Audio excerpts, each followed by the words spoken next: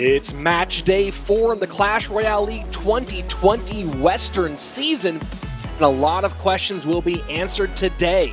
Misfits and Cream Real Betis, two of the middle seeds, showed up big time last weekend. Can they go 2-0? And the two bottom seeds, Pain Gaming and Dignitas, have their debuts in a season of upsets. Will they continue the trend? Hi, I'm Rich Slayton. Joining me as always, my friend Andrew Guy, to talk you through the action here in the Clash Royale League West 2020 season.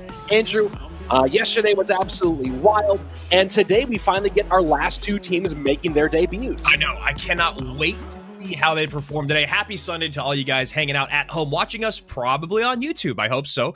Make sure you guys are subscribed to us on YouTube and turn on those notifications so every single time that we go live, you guys are notified and you can come hang out with us. Also, there's another way to find out what we're doing. That's on Twitter. You know, the little white bird with the blue background. Follow us on there at Esports Royale EN. You can also follow me at Andrew Guy, and you can follow Rich at Rich Slayton. Tweet at us. Let us know how we're doing. Just be nice. Just please be nice. Lastly, Fantasy Royale. Win 1,000 gems. If you have the 4 players that make the most or get the most crowns over the entire season, you win 1,000 gems. You can drop and add players every week starting on Tuesday. You got to get those lineups set by Saturday morning before we go live, 10 a.m. on the West, 1 p.m. on the East. I dropped someone yesterday. I added someone yesterday, and I'm feeling real good about it. Yeah, I have some guesses there, Andrew, of what you may or may not have done. Of course, my fantasy season has been going. I have no idea how people are nailing it, but it's been a lot of fun so far. So yeah, make sure you update those. And talking about updates, one big update for this season is a bit of a shift in our format. If it's your first time watching CRL West in 2020, we've made some minor shifts. First and foremost, in our group stage, we've gone back to the original 2018 format, 2v2 and 1v1 as the first two sets, and if necessary, the third and final set is King of the Hill. For the first 5 weeks, it's a round robin in each group. Each team plays 4 other teams. The top 3 from Group A and top 3 from Group B go on to our 16 playoff bracket, and every single match in playoffs will be in the best of 5 championship format. 2v2 to kick things off, then 2 sets of 1v1, and if a sweep hasn't happened, 1 more 1v1 set, and if we're all tied up at then, a 5th and final King of the Hill, and that will go through the first round of the semifinals and to the finals of our playoffs. Yeah, I'm so excited to get to playoffs, but first we got to deal with today. We got Cream Real Betis, who took down Team Liquid, facing off against Dignitas. On the other side of it, we got Misfits Gaming, who took down SK Gaming. Going up against Pain, as you said, Rich, Dignitas and Pain Gaming both making their debuts today. And I'm very curious to see how our first match goes. We can talk about Misfits and Pain more in just a little bit, but talking about Cream and Dignitas, I'm very curious. You'll hear me say this term a lot in Moneyball because of the movie Moneyball and the idea behind the Oakland A's and what they did with that team. Is this Dignitas roster a Moneyball roster? Because they don't truly have what you would call a standout superstar when you're talking CR. Yeah, that's a really interesting way to look at it, Andrew. And you might even expand there with the idea of bringing in Bale, who's been really good in semi-pro and in the I guess like the one step below pro leagues outside of Clash Royale League. And he's one of those guys people have been looking at for a long time who might be able to compete at this level.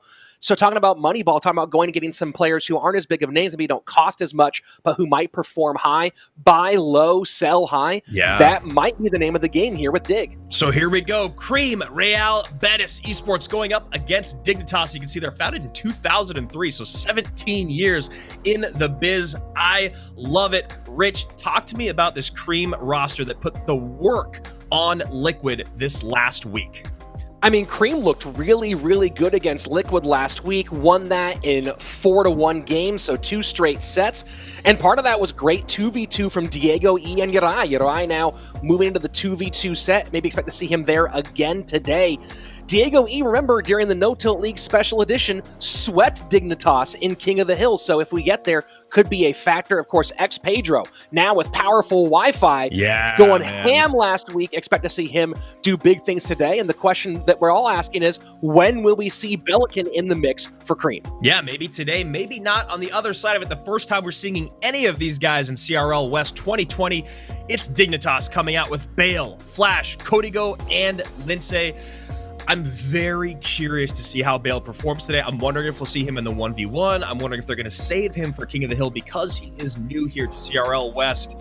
I'm very curious, but like you said, I believe we'll see Diego E and Yurai on the other side of it. They did great in the 2v2 against Liquid, and shockingly, it feels like Yurai has found a new home. Yeah, I mean, look, he's a talented player. Had one of the best win rates in 1v1 last season, and here he is again with Diego E doing the head-to-head play. And look, when you have Pedro and Yurai on the same team, you have to make some choices. So put Yurai in the 2v2, put Pedro in the 1v1, makes a lot of sense.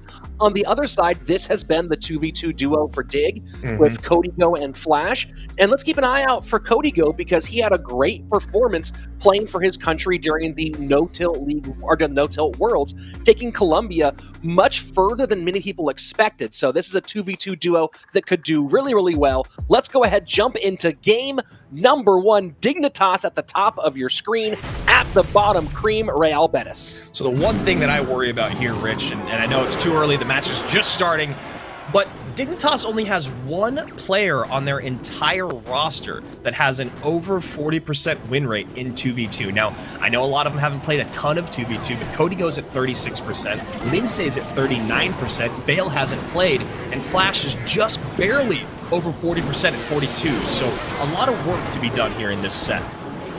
Yeah, I mean, if I'm going to give one of these two teams the advantage in 2v2, it certainly has to be Cream Real Betis. People, even with his less experience, because he played a lot of 2v2 back in the LATAM region, his overall win rate is number 8th amongst all 2v2 players career-wise at 58%. The guy can play in all phases of the game. So it's going to be a tough out here for Dig to try to take this opening set. Yeah, Prince coming down a half-second late, eating the charge of that Dark Prince, and Dignitas off to a great lead here. The Golem paying off more than the Lava Hound. A lot of responses on the other side of it to the air. You see the Baby Dragon there, you see the Bats, the Musketeer, so we'll see how Cream is going to break through and get some damage on that tower if they're going to switch lanes. Well, we've seen Golem struggle a bit here in CRL West, and part of it has been lack of targets for that Lightning. So far, we've seen the Lightning working out very, very well for Dignitas. And that NATO is not going to do a lot. Tower's going to go down here, in my opinion. We'll see there. One more Baby Dragon Belch. Yes, it does. And Cream off to a very, very rough start. Código and Flash must be feeling great right now. Yeah, they got good spell value twice, and you saw the awesome timing of the Rage. So they're looking pretty clean, almost pitching a shutout as we move into double Elixir time. And Yurai and Diego E just haven't had a chance to mount any real successful or compelling offense. So here we go. Código and Flash doing the correct thing, and they're just going to golem up right into that lane. Golem's going to deal with all the troops on the back end while they can focus on that Lava Hound up front. We'll see what Yurai and Diego can do to adjust. So Bat's behind on the Inferno Dragon, and they're able to zap it off. The big question is, will they be able to keep any of this real defense on the board while mounting offense at the same time? Prince is going to do a lot of damage. Lightning opposite direction. You see Poison comes out, 30 seconds left. There really is just no coming back from this opening game for Cream. Well, one thing that I'm kind of surprised about with Cream here is, yes, they have the win condition of the Lava Hound, Rich, but how are they supposed to get all that damage on the tower? Well, maybe I'm speaking too soon here. You got a lot coming across the lane. Looks like it is going to be dealt with pretty easily, but they don't have the miner, right? They don't have the balloon. They don't really have a great way of getting directly to tower, so maybe it's just all about overwhelming, which is what they're trying to do right now. But I feel like you need something to support that Lava Hound. You need something like a balloon or a miner to really get damage on that tower. Para-Princes nearly get in, and yeah, you might have the right idea there, Andrew. The Princes do nearly get some significant damage, but not quite fast enough.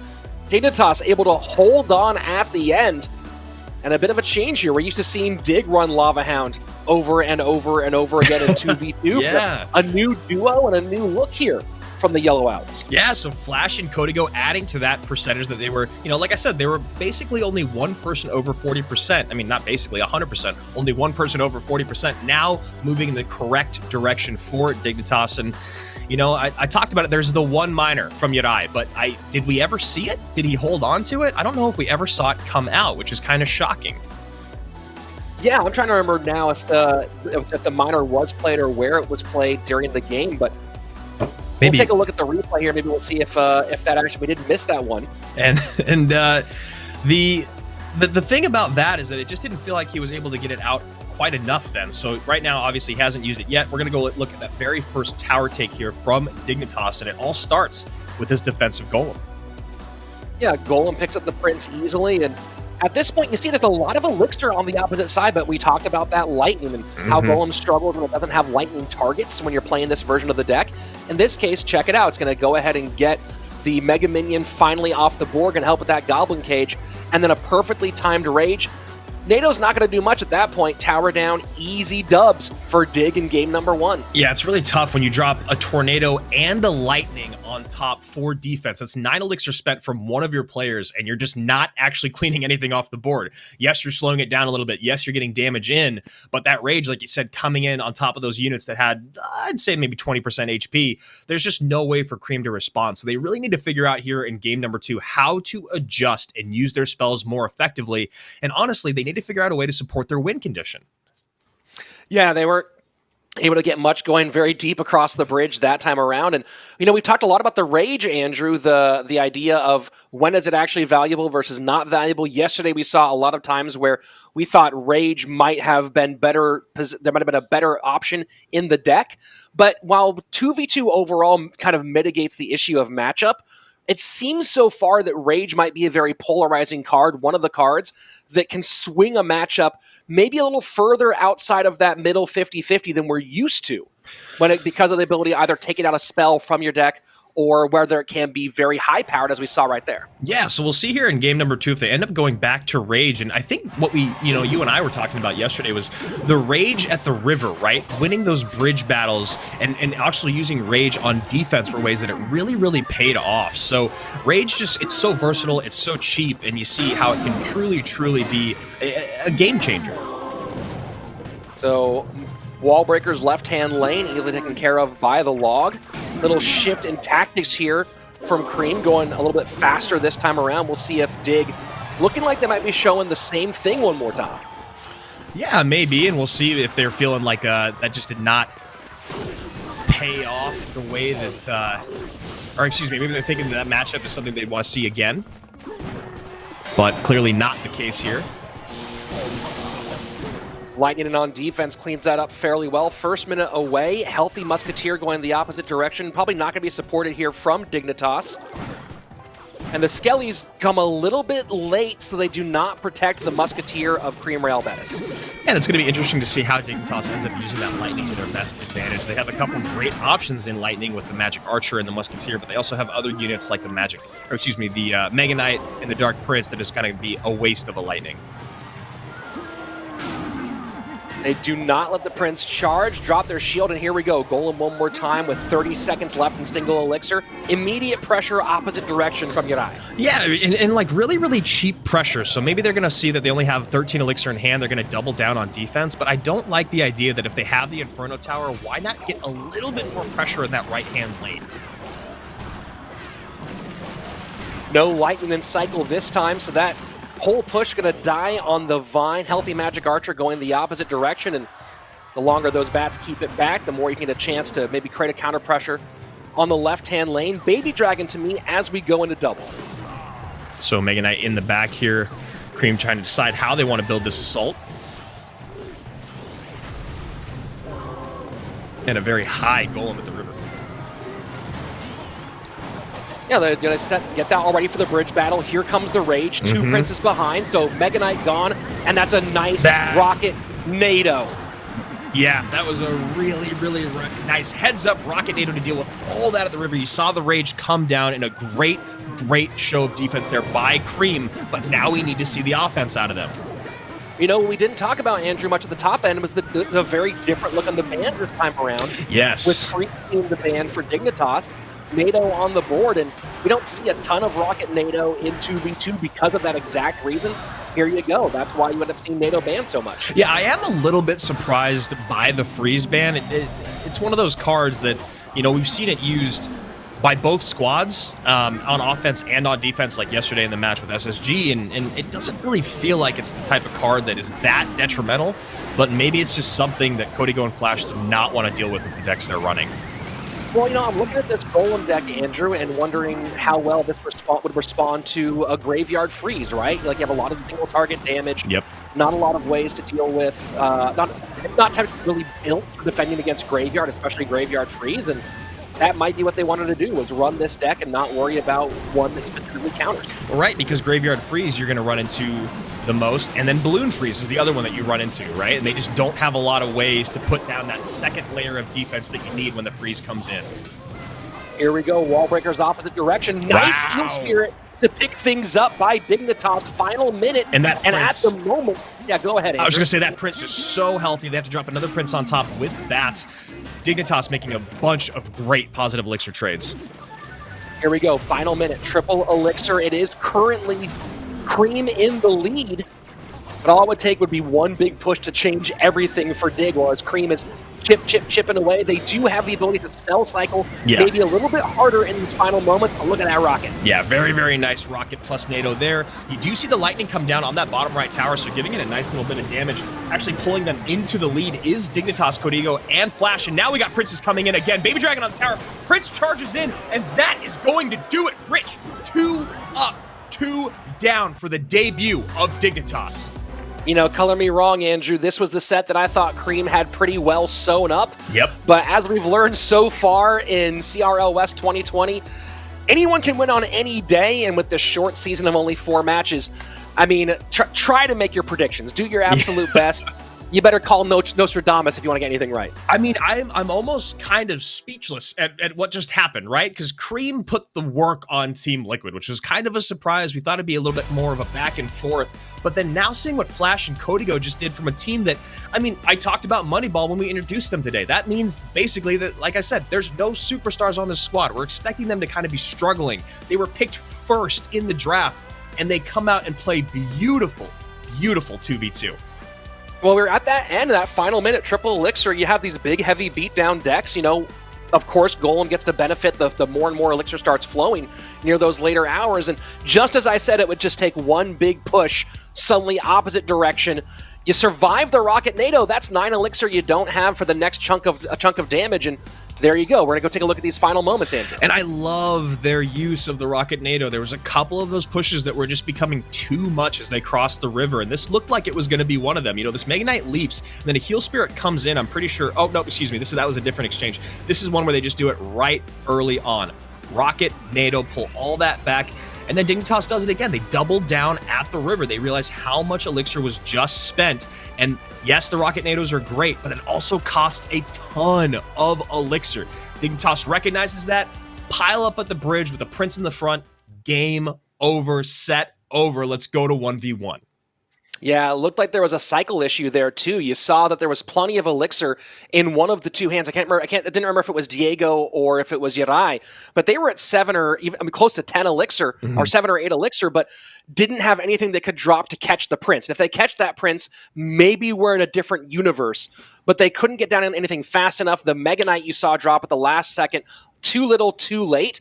And, you know, I guess it was just a good recognition. That was the moment to push behind the Golemites. Well, and that's the thing is, like, what do you want to drop to catch a Prince? It's for him, it was the Mega Knight. They just couldn't get there in time because everything else is basically just sacrificing elixir. We've all done it before. We're like, all right, I need to stop this Prince. Let me drop an E-Wiz right on top of it. Something that doesn't work with the timing. It just gets popped. And you're like, well, there goes 4 more elixir and my tower. So you understand what they were going for, but they didn't have the elixir in hand. And you wonder again, you know, that Tornado Rocket, yes, it's so effective, but it's 9 elixir.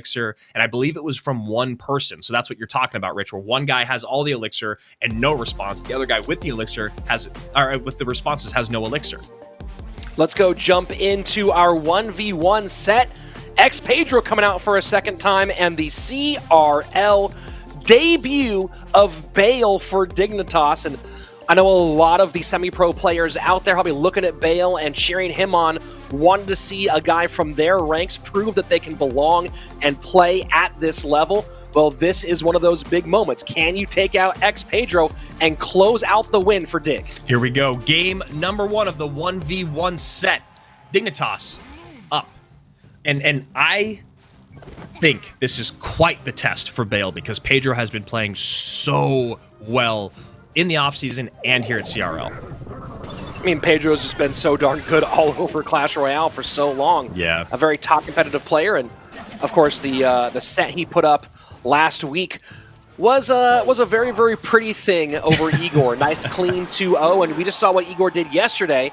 Well, this is the guy who 2-0'd Igor in a very, very nice match. So we'll see how Bale fares against Cream's head-to-head star. I know, it's just insane when you think about the level of skill here at CRL and you talk about someone like Igor getting 2-0'd by Pedro, and then on the other side of it, Igor 2-0'ing Anaban without breaking a sweat. And that's why you need, in my opinion, that 1v1 superstar. Igor 3-0'ing Anaban if you want to put it all the way through. Yeah, just add a little bit on top there. So Pedro running Graveyard and getting a little aggressive with their early snowball, going to clean some of that up, and that last bit of tankage not quite able to get that skeleton on the tower for much more. So first minute 20 away, and it's Bale in the lead running Fireball bait. Yeah, Bale in the lead, and Pedro kind of got lucky there that Bale had to spend just a little bit extra to mitigate the rest of that damage, or else Pedro would have been behind in Elixir, and then maybe we'd see Bale go back on the offense with the Royal Hogs. However, here we are in a great spot for both these guys. Bale out to a good lead. Poison to take off the fly machine, but it will do a little bit of damage to that Ice Wiz beforehand. And we'll see now if Bale, with getting pretty high on Elixir, chooses to split lanes here. And there he goes, just full pigs opposite lane. Yep.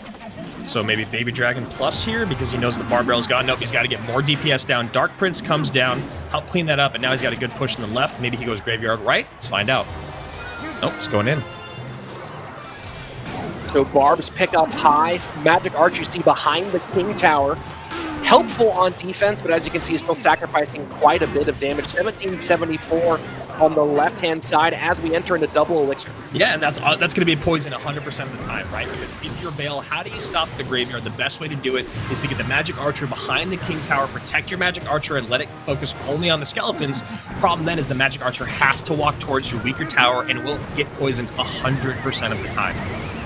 And that's a nice NATO to pull that flying machine across. Barb's now dropped in on defense. I love that NATO. I really, really do. And the Dark Prince still gets across just in time. Pedro can be happy with that push, let it go, and now play defense. He got just enough out of it. Let's see what Bale can mount in the opposite direction. And that's a nice poison high. Can help finish off those Barbs. And not just that, the Brawler and the Flying Machine. And still holding on. Pedro playing really patient. You've seen a couple of times where he gets to 10 and just wants to make sure he has the timing right. Nice NATO plus bar barrel there. Pedro just doing really, really nice plays with his NATOs. Yes, they're slightly aggressive, but they're also incredibly calculated, and they're really paying off. And that's, again, like, you know, NATO, one of the best cards in the game, but when it's in the hands of certain players, it can just elevate it. Brawler on the right tower, going to town, dude. This has just been all bad for Bale the entire way through. Has not had a chance to mount any meaningful offense. The Royal Hogs have been picked up over and over and over again. We'll see right now if he can pressure a little bit, if he can get that Goblin Cage off the board. This might be a good chance to do some good work in either lane. Yeah, and Pedro, though, still doing a great job of min-maxing, taking damage where he can to get that good Elixir, not to fall too far behind. Bale is doing a really, really great job in staying in this and staying on top of his cycle, but he's just in a rough spot. Pedro needs to find ways to, or Bale wants to find ways to keep the poison off that right-hand tower, and that's one way to get a ton of poison value there at the bridge. That's a ton of value. NATO plus poison, no damage in on the tower, and a little bit of Elixir lead here for Pedro considering what's on the map. Notice that the Magic Archer this time going to go to the left, away from that weak side tower. Yep. Anything to keep that poison off, but can he deal with this Baby Dragon as well? Late Goblin Cage. Now you have the Graveyard in. Is there enough to stop this? I don't know. Bale playing very, very uncomfortable right now. So whether or not he does take the tower now, you know the poison's going to come in on top of that Magic Archer. Dark Prince on the other side. Wow. And this guy's unstoppable, man. Yeah. Pedro is playing very, very well, and Bale was just in a tough spot. You know, you look at that and you're feeling like, hey, there are a few things I can do about this graveyard, but none of those are excellent responses, right? He doesn't want to play the bats because he's afraid of them getting poisoned off, and was never able to find a place where he could use those for a cheap defense with poison out of cycle. So then it's the Magic Archer, trying to get that. That's an imperfect defense, and you saw he turned to the barbs, but then it would set up for counter pushes that were easily murderable. I mean, almost everything Bale is doing here is going for negative trades, right? If he's going to sell out on those Hogs pushes, there's almost no way to break through. Between the Dark Prince splash damage, the Goblin Hut, the Ice Wiz, and then, of course, the NATO if you still need it. He was in a very, very tough position. And then, you know, you talk about the Bats, the Magic Archer is the only good response to the graveyard. NATO the Bats, poison the Magic Archer. He's got no responses. So Bale now in a rough matchup, but also it was played so nice by Pedro. I mean, look at this NATO value and poison value. One Hog hit comes in. One Hog hit from all of that. 9 elixir plus push. And that's basically what Pedro did the entire time. And, you know, Rich, you said it early on, he's playing so patient. He knows he's got the game in the bag. Let's just wait for his opponent to make mistakes or overspend. Well, Bale was never able to really get past the Goblin Cage, and that was a huge factor in this one. Yeah. The Magic Archer had to be played in the back against the graveyards, meaning it can't help get the Goblin Cage off the board. The Flying Machine had to be played on defense as well, so neither of the two options he would have to get the Goblin Cage out of the way for his pigs were ever really available to be played in that way.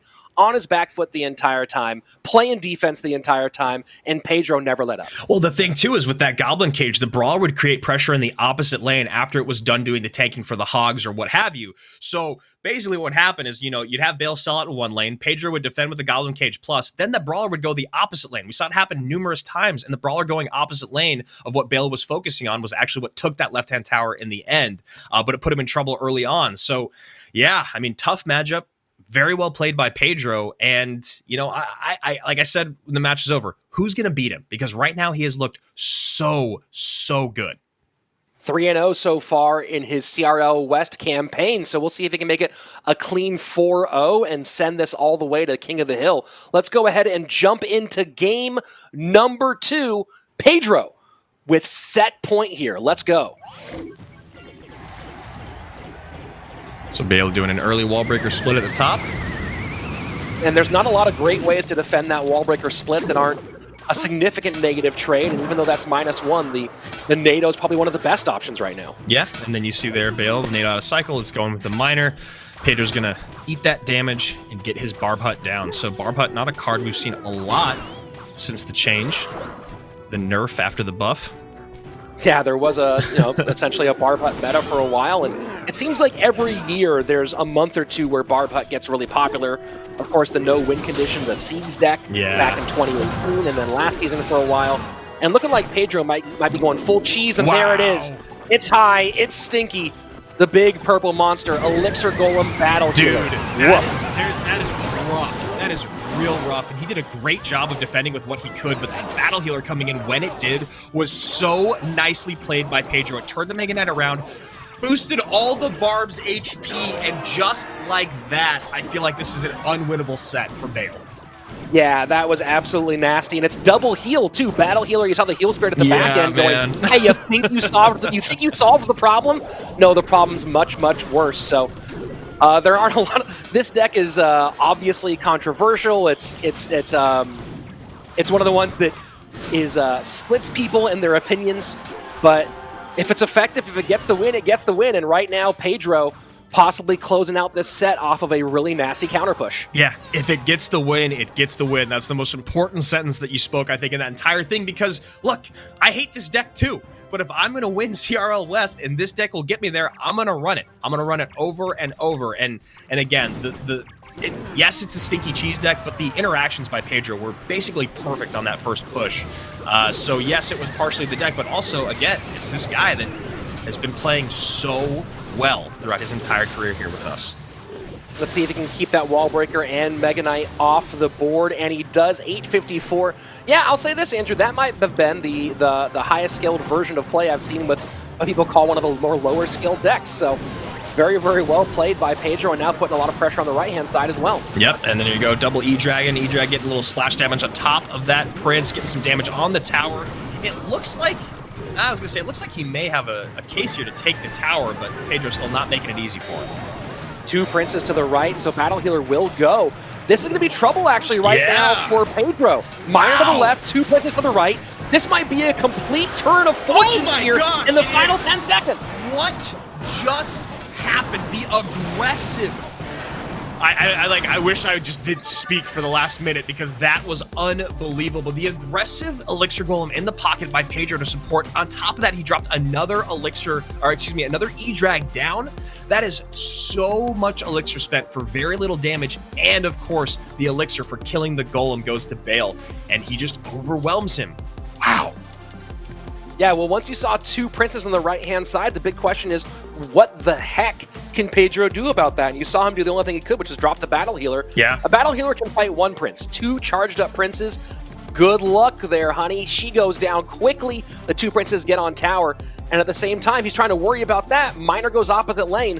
So Bale winning one against the deck that people really are. It's a polarizing deck. That's what I was looking for earlier. Yeah. Absolutely polarizing deck. And Bale getting one there. And look, he got caught out early. Great recovery. GG, well played. We're going to game 3. I mean, Pedro just got way too comfortable there. That Elixir Golem plus E-Drag in the pocket was his death. It was his death note right there because that Dragon is the answer to your question, Rich. How do you deal with 2 princes? A high E-Dragon. Get them both stunned, and then the Battle Hero has a fighting chance. But right here, you see, he just goes all out in the pocket. There's the second E-Drag that comes down right inside that Royal Delivery. Look at how much Elixir was spent and how much Elixir is gained by Bale. There you go. Minor wall breakers left. Yes, he stops it for a second, but then we go double Prince to the right. So Bale doing an incredible job of recognizing also there's only a couple good ground responses, right? The Battle Healer and I guess the Barb Barrel. Otherwise, the Elixir Golem is just going to give you a ton of negative Elixir trades if you're Pedro, and there's no way you have enough for the Barb Hut. So I am so impressed by Bale right now. Well, the way he cleaned off that second E-Drag on top of it with the bats and then the Musketeer to make sure that the first Prince survived to go behind the second Prince. Really solid heads-up play and a great recovery. And that's moments like that why I like Clash Royale, right? Yeah. You think the game's totally done, it's all sewn up, and then just wrong place, right hook, left uppercut, GG, well played. We're going to game 3. I mean, you get too overconfident, you get too aggressive, you think the game is so easily in your hand, and that's why you make plays like that. And I hate to harp on it because I've already talked about it so much, but you can't just drop that much in the pocket if you're not going to actually get anything out of it. Yes, he gets a little bit of damage, but you got to think about the negative Elixir trades you're making. And the Elixir Golem is one of the hardest things to keep calculated, right? If you're already making small Elixir trades, and then you have to calculate in the fact that, okay, wait, I just gave him 4 Elixir. How much time has passed? Where is he at? Like, it becomes a very, very near impossible thing to keep track of for Pedro. Well, the first push was so effective, and you saw that, the use of the Elixir Golem going, okay, I already have a bunch going downhill. He's a little bit low. Let me go ahead and capitalize on that. And there was the value from the big pink monster. But the second one, and the E-Drag you talked about, it just seemed like going a little bit overboard, and maybe he was getting nervous about his ability to defend on the left-hand side. Right? The miners were getting the chip damage in. He wasn't able to completely stop it on that side, and maybe that's why he went so hard trying to put pressure in that right-hand lane, but ended up backfiring. And now we're at a point where Bale has not just set point, but match point as we jump into game number 3. Absolutely crazy. Let's go. And just a quick note to you guys at home, we do really, truly appreciate your patience with our audio issues. We apologize, but we are trying to figure things out here still. As you guys all know, it's a little bit of a different broadcast system this year, and again, we appreciate your patience. And it picked up nicely by the Heal Spirit. And Bale looking like he's running, oh, well, maybe we're going Ram Rider instead with the barbell. Yeah, maybe. Ram Rider still very, very strong. It's one of the more interesting win conditions, right? Because it never falls out of the meta, but it's never dominated the meta, it feels like. Yeah, it's definitely had its moments, and we saw a lot of MK Ram back in the fall, a lot of P.E.K.K.A. Ram, especially when P.E.K.K.A. had that super long reach for a short period of time. Oh, that was fun. Yeah. That was certainly enjoyable. My favorite thing about that were the memes that came from the P.E.K.K.A.'s reach. Oh, yeah. Those were fun. Here we go. So it's looking like Pedro going the same thing one more time, maybe feeling like he played it well and just goes, dude, I can get that. I can do it better this time around. So we'll see if he can here in game number 3. Yeah, I mean, you know, he was doing a great job with the bar barrels catching the bandits for those +1 trades, but again, you got to save your stun if you're going up against princes, so we'll see if maybe he's in a better position this game. Minute and a half done, and so far pretty much a stalemate. Slight lead for Bale, who was phenomenal in this last year in the Orange Crown League. Ended up being the MVP 6 times. Over 6, they have a weekly MVP, 6-time weekly MVP, put up a record of 32-10, and those are the kind of numbers you put up in other leagues to get looked at for CRL.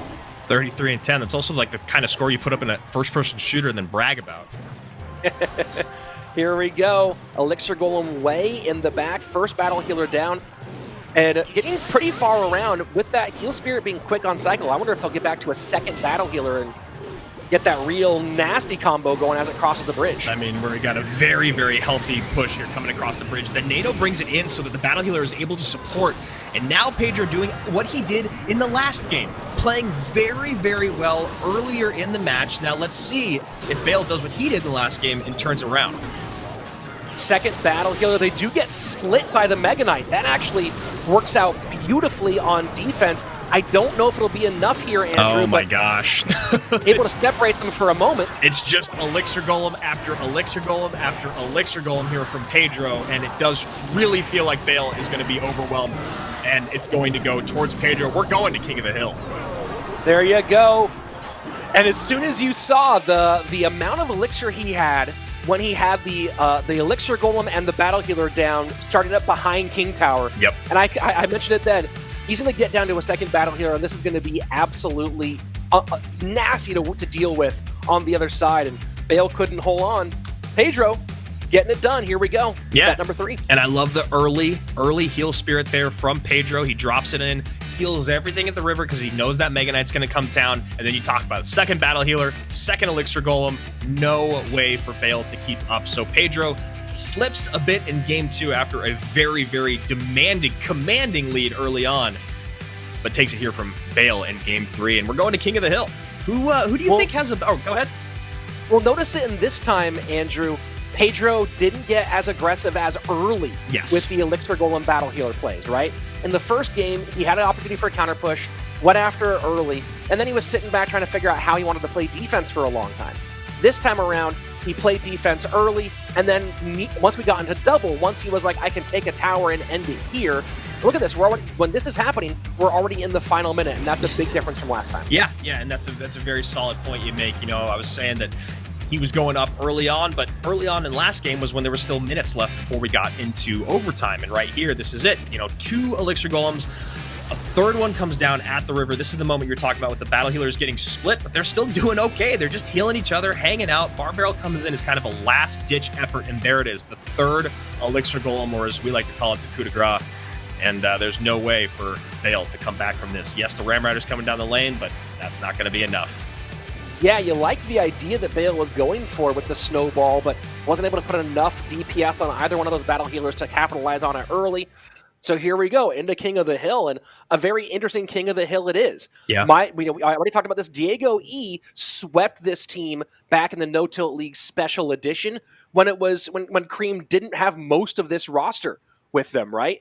So we know that Diego E can do it. The question is, do they put him in, or does Saint Belican get put into the King of the Hill roster? I mean, that's a good question. We haven't seen Belican yet, and you know, I know a lot of people are excited to see him make his debut. And if I'm Cream, one of the things I think about are the numbers of Dignitas. I look at their lineup. No one on that roster, other than I think it's Código, has over 50% win rate in 1v1. I'll have to double check that really quickly, but I want to make sure so I'm not misspeaking. Yes, it is Código who's the only one with an over 50% win rate. He's close to 60, so it's very strong, but no one else is even near that in the 1v1 set. So I'm wondering, yes, King of the Hill is a little bit different, but that's tough, man. That's really tough because on the other side of it, with Cream, they've got guys in there, Yadai, Pedro, and Belican, who can all show up in head-to-head sets. I think the big key for Dignitas, besides of course the performance of Bale, who did very well here, Yeah. and I believe he'll come out again, is Lince, because Lince doesn't have a great record in 1v1, but has an almost 60% win rate in King of the Hill, and we saw what he did for Cream back in 2019, especially on the first front end when he was carrying for Cream, getting some big King of the Hill sweeps.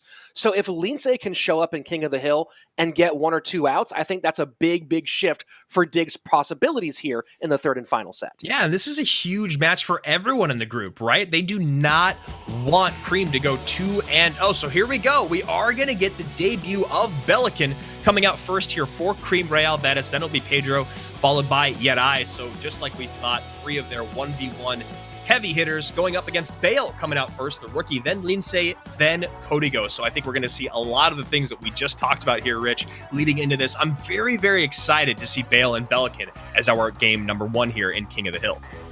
Yeah, this is going to be interesting. These two players have a lot of experience against each other, having both played in OCL across each other. So we'll see how this one shakes out on the front end. And, you know, probably the right call from Cream to not play Diego E here, even though he does have the sweep over them very recently. You know, it's hard to say I'm not going to play Belly, Pedro, and Yedai, but I guess we're going to have to find out and see when they actually play these full potential 5 games. Let's jump into game number 1 of King of the Hill. Belican, bottom of your screen, Bale at the top. Yeah, and I like the idea here of finally bringing Belican out here in the first King of the Hill set. We were wondering if we're going to see him in 2v2, but the way that Yedai and Diego have been playing, you understand why they may not. But to now see him come out in head-to-head in the first spot of King of the Hill, very low pressure. And just to remind you guys at home, King of the Hill, each squad gets 3 players. Each player has 1 life. The first squad to eliminate all 3 of the opposing squad will end up taking the match today. Belly, of course, has a long and storied history in Clash Royale competition, all the way back to 2017, playing in RPL with a variety of teams, taking number 1 at Worlds, though, in his final position. 3 Musketeers. 3 Musketeers. They seem to be back. Yeah. They certainly seem to be back, especially with this 3M Royal Hogs, which, you know, we saw become so popular back in 2018. No elixir for the Tombstone. Belican already in trouble. Heal Spirit coming in. That is a ton of damage on the right-hand side. Yes, the Dark Prince comes down, but that's going to be 4 elixir that is very easily managed by Bale. Minute 45 left in regulation, and so far it's been all Bale, but what's he going to do? Just a little Hunter should be enough to stop this push from doing too much damage. Should be 1, maybe 2, just 1 belt from the Baby Dragon. And you see, that's where you see the difference in that Baby Dragon's health reduction, Andrew. And back in the day, that probably would have been 2 belches. Yeah, that's actually a very good point you make. And Belican just overspending a little bit on that left-hand lane made it so he did not have the 3 elixir he desperately needed to get that Tombstone down. And Bale recognizing that, putting the Heal Spirit behind those Hogs, give him about an 1100 HP lead. It's interesting now, Andrew, seeing with the reduction in Bomb Tower HP that Icewiz NATO Tombstone's been making a bit of a comeback, and especially with the, also on top of that, the rise in Prince usage. Yeah, that's a very good point you make. You got to make sure you can deal with those charging Princes, and it does feel like now it's back to Tombstone, you know, 1 elixir cheaper and all those great utility aspects that you talk about. Here we go, final 45 seconds. We'll see if Belican chooses to make a push on the right-hand side, but 3M down. And a nice NATO to the opposite lane. Yeah, a nice NATO plus poison, but was that poison too high? He gets the bar barrel down. Nice bar barrel to turn things around. And that is one of those interactions that Belican just must know like the back of his hand. Played that perfectly, and that was the 3M high. That was the danger of going in front of the King Tower rather than behind. And so this is a moment now where maybe we can get Belican to actually get a counter push, because he has not been able to get that Graveyard down. And we all know the worst thing when playing Graveyard is that you can never get your win condition down. So here we go. 2 to the left, 1 to the right. Hunter high to deal with that tankage, but Graveyard getting some good damage, and the Baby Dragon splashing as well. This is a huge hit for Belly to take out of Bale in the final moments of regulation as we go into sudden death. Ooh, Musketeers each get 1 shot on the right-hand side. Not the end of the world. Belican recognizes his right-hand tower is the weaker of the 2, but those on the left-hand side taking those 2 shots is never ideal. In front of King Tower again with the 3M. No NATO this time to deal with it. Maybe a Gonna high. poison those 2 on the left-hand side. There we go. A high Icewiz to catch this. Not the ideal response, and one Musketeer locks on tower, gets a couple shots. Just so much damage continuing to pile up for Bale. A minute 20 left in sudden death. And Belly does not have his tombstone in cycle now. 3M in the back one more time. You're going to see keep going with those two to the left, away from the weak side tower. Yep. Final minute approaching, triple elixir. Can Bale hold on here in the opening game of King of the Hill? Belican drops 4 elixir in the back. There is the tombstone. Prince gonna get up in time. Does... Yes, no, it does not. Icewiz takes the brunt of this Musketeer. So now switching lanes is Belican. 3M dropping, but that's not going to be a good 3M here. King Tower activation, though. Final 42 seconds. This could be tower down on the left-hand side, just barely survives. I'm kind of shocked he actually didn't NATO him to the right-hand side to try to get the poison value in there as well, but still ends up paying off a little bit. But now Belican a lot to deal with. Hogs on the tower. NATO pulls him back. This is very, very close. Hunter does not splash. Yeah, that Hunter looked like it was going to finish the game right then and there. Graveyard in. Ellie needs to defend and offense at the same time.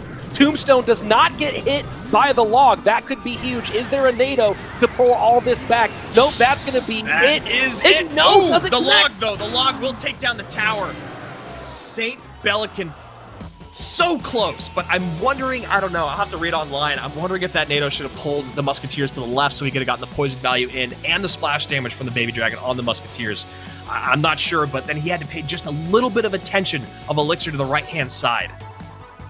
Yeah, it really felt like when that 3M came down that it was going to be just a little bit too much and leave him wanting on the rest of his defense with everything there on that side, but not quite able to close things out is Belican. Bale now getting a very, very important win in King of the Hill, both for himself and his team. Yeah, so Bale picking up his first victory here in the King of the Hill set after picking up his first game win in the 1v1 set coming from behind. He takes down Belican here, and now it's going to be back to the guy he saw just a moment ago in Pedro 15.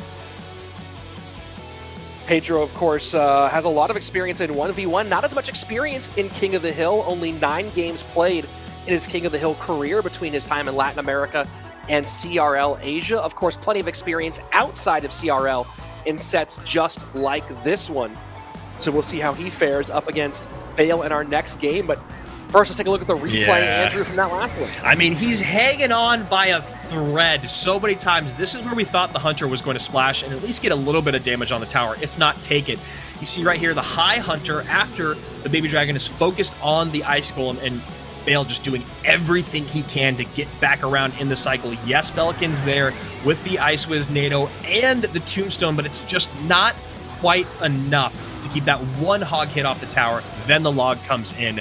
Very well played by both of these guys, but Belican does drop in his very first game of CRL 2020. When that log missed the Tombstone, it felt like there might have been a slight opening there, but you look at the top corner of the screen, the Royal Ghost and Skellies together with nothing tanking, with no poison able to come down. They were able to easily handle that graveyard. I don't know if that graveyard got even a single shot on the tower in that moment, so Belly playing from the back foot in those final moments, and you talked about it, trying to get the graveyard off, and was able to on the second part of the game, but it was just a little bit too little too late in this case. Yeah, Bale did a really good job of kind of recognizing where Belican was at in his cycle and where he was at elixir-wise, and getting those 3 Musketeers down in the back time and time again, or forcing them up high, made it so that Belican could never really build the push that he wanted and get the graveyard down in time. So, let's go. Game number 2, Pedro versus Bale. Bale top of your screen, Pedro at the bottom here. Pedro cycling log to open up, Goblin Cage in response. We have seen, this might be the most diverse meta we've seen in terms of buildings in a long time. I believe today alone, we've seen Goblin Cage, Inferno Tower, we've seen Tombstone, obviously. Yeah. I don't believe we've seen Tesla or Bomb Tower today, but it's been quite a decent variety. Yeah, and it used to be kind of a one-trick game. And I'm very happy about that. Like, as much as I think Bomb Tower did need to be in the game, because it was like barely ever played before, it did dominate the buildings for a little bit too long here in competitive, whether it was on CRL, GCs, or top 200 ladder. Happy to see the change. Not going for the Firecracker activation is Bale, instead choosing to play the Heal Spirit in the back. You know, you'll wonder if maybe that Heal Spirit might have been good for a King Tower activation. plenty of elixir for it. Will he choose to go for that move later if a firecracker sneaks across the bridge unprotected one more time? So Pedro just cycling here in the back. He's got a very, very fast cycle, as you can see. Bats, skellies, firecracker, log. And of course, Prince, who's pretty much everywhere these days. Yes.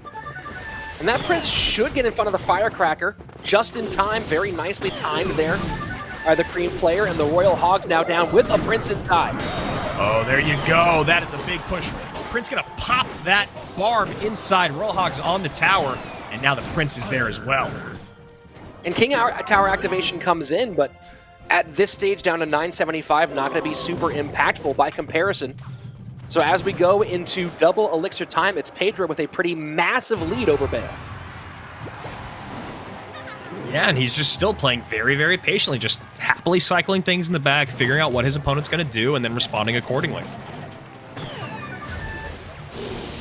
And this time, not going to be able to protect that firecracker from a lightning in. We'll see what Bale can do defensively here. Poison going to work on both the tower and that lumberjack, but now a potential counter push coming in from Bale. Yeah, great use of the heal spirit there by Bale to soak up the charge from that Prince, which would have eaten that lumberjack alive. And now you see a great counter push comes in, gets a little bit of damage in, and also baits out the skeletons here from Pedro. So lightning in this deck is going to be interesting to find its place, as it can help at least stun and damage that Prince, but you know, against Royal Hogs, lightning's not the top spell that you want, obviously. Yeah, it's tough, you know. I mean, the best case scenario here for Bale is getting a firecracker and the Prince plus the tower, but I have a feeling that Pedro's not going to give him that opportunity too many times. Good RG damage, but now has 10 elixir plus the bats coming down the opposite direction. Firecracker behind. This should be tower down here. Yes, sir. And there you go. Pedro gonna finish this one off with the poison log and even things up at 1-1 in King of the Hill. The amount of times that he was able to get that Prince just hanging out in a herd of Royal Hogs to help clean up the hut, help clean up the lumberjack, or even just bait out a heal spirit, one elixir from his opponent, you know, that was what it was all about for Pedro. The ability to hide that high DPS single target charging Prince inside of his Royal Hogs. Just very, very rough for Bale to deal with.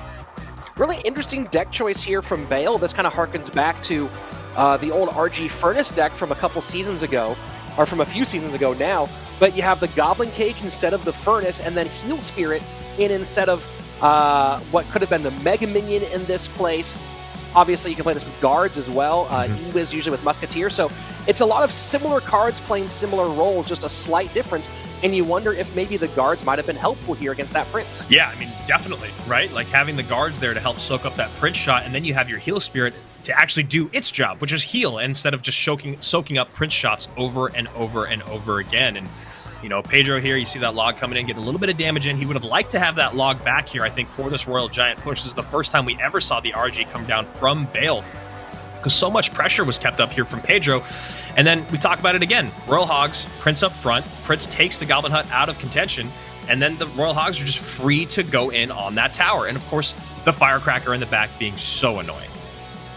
Well, you also look at that particular Royal Giant push, and you see that it was the Prince and the Bats able to take care of it very easily. That was a Royal Giant kind of thrown out there completely all by his lonesome with nothing to help. And, you know, I don't know if he didn't have track of the Bats, but, you know, no Baby Dragon there to help with it, no Musketeer to take it off. Typically, Royal Giant used to be run with an E-Wiz instead that might have helped with the Bats, but a naked Royal Giant into 7 elixir of high DPS.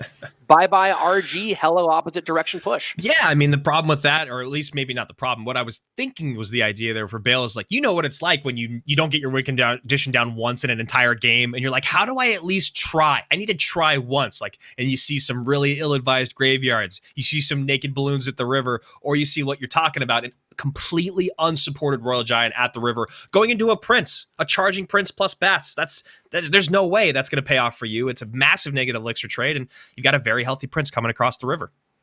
And now you have Pedro 3-1 on the day, looking to make it 4-1 up against the best player in the King of the Hill set for Dignitas, Lince, lifetime 59% win rate, 3 sweeps in King of the Hill for this Dig player.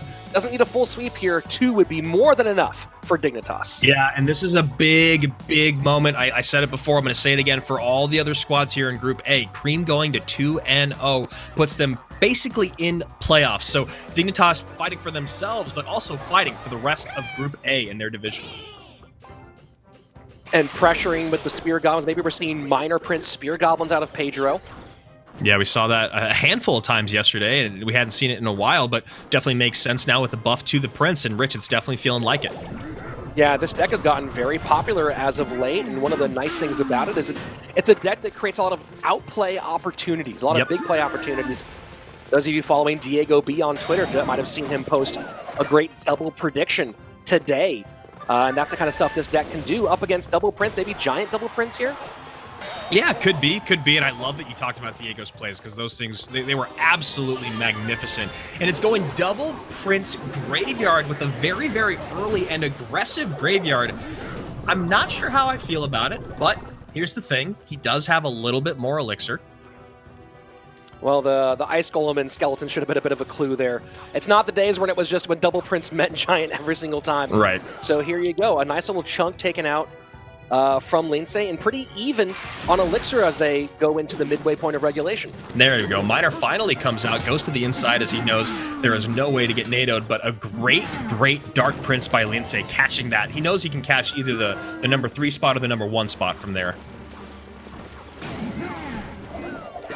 So Inferno Tower sets up nicely. I mean, Poison Bats and Spear Goblins with the Snowball all can deal with that Graveyard. Of course, when Poison's out of cycle, this might be an opportunity for Lindsay to make a push.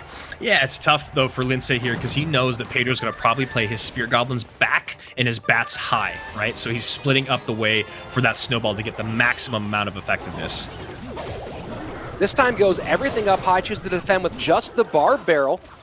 Going to take a little bit of chunk, but now has a healthy Prince going in the opposite direction. Miner back in cycle. Yeah, let's see if he sells out now. Great recognition again by Lindsay, knowing the best place to go. Great Snowball. You talk about the opportunity to make to make predictive plays, and that was one of them. He does miss one Skeleton, though. Yeah, the timing just a half step off, but the right idea from Pedro, and this Dark Prince gets picked up in the opposite direction. And now full-on Graveyard Poison push from Lindsay. Yeah, that hurts. That hurts really, really bad here. And Pedro in a tough spot. He's running into a brick wall over and over and over, and he's giving counter push potential. So really, really tough position to be in. Yes, the Spear Goblins are finally going to get a little bit of damage in here, but Pedro not in a good position.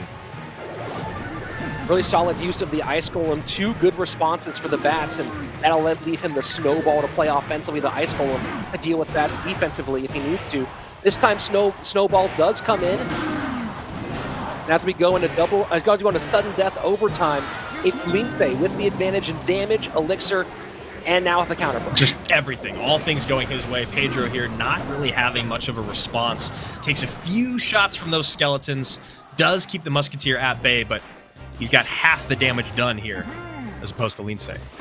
Well, this is also tough because this is a very difficult situation for Pedro to have any chance to switch lanes, right? He wants to keep that poison off of his tower, but because of the Ice Golem and Snowball, a minor Bats push opposite lane isn't going to be very effective, so he kind of has to play in this lane, which means poison value over and over again for Lindsay. Yeah, and that's going to do it right there. You know, just one more poison plus Snowball away, and I think we're going to see Pedro take a seat for the rest of the day. There it is, poison in, Snowball in.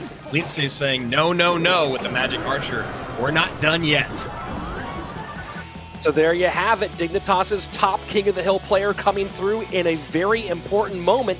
And now we're going to have a situation where Dig has match point in their opening match of the season. Yeah, second time they've had match point today. They couldn't get it done in that 1v1, but maybe Lindsay can close things out here in King of the Hill. Taking a look at those numbers very quickly, Pedro was not hyper aggressive with his miners. We actually didn't see them come out till a bit later on. Lindsay on the other side of it, he was very aggressive very early with the double Prince and the Graveyard push coming in, but the biggest thing about this was Lindsay had so many responses to keeping Pedro's Prince at bay at the river, whether it was the Ice Golem, whether it was the Skeletons, or even just the Dark Prince coming down and soaking up that charge on his shield. Pedro was really, really hamstrung. Well, you think about that one attempt at a prediction Snowball, and if it gets in just a little bit better timing and gets all those Skeletons off, maybe we see a totally different look here with Pedro getting ahead of the game early on and forcing Lindsay to play more defense, but instead that didn't quite work out. And at that point, once we got into double and triple, it was all Lindsay's game. Yeah, and Lindsay did or Pedro did a great job, even in that sequence we just saw in the replay. He did a good job of getting that miner in to soak up the charge from the Dark Prince so that his Prince could get more out of it to take the Musketeer off the board. There was like 7 different things that happened right there. But the problem is, at the end of all of those interactions, he was still down Elixir and had no strong counter push. And that was basically the name of the game for that entire King of the Hill match. Well, you look at those two decks and you're talking about how different cards match up with each other. You have multiple ways to catch the Miner. So between the Miner and the Prince, you have 4 cards in both the Princes, the Ice Golem, and the Skeletons that can alternate in catching and dealing with those. Then you have the Ice Golem and the Snowball that can deal with bats. Yeah. And also with the with the Spear Goblins to a certain degree, not to mention the Poison. And there's just any way that he tries to find across the bridge.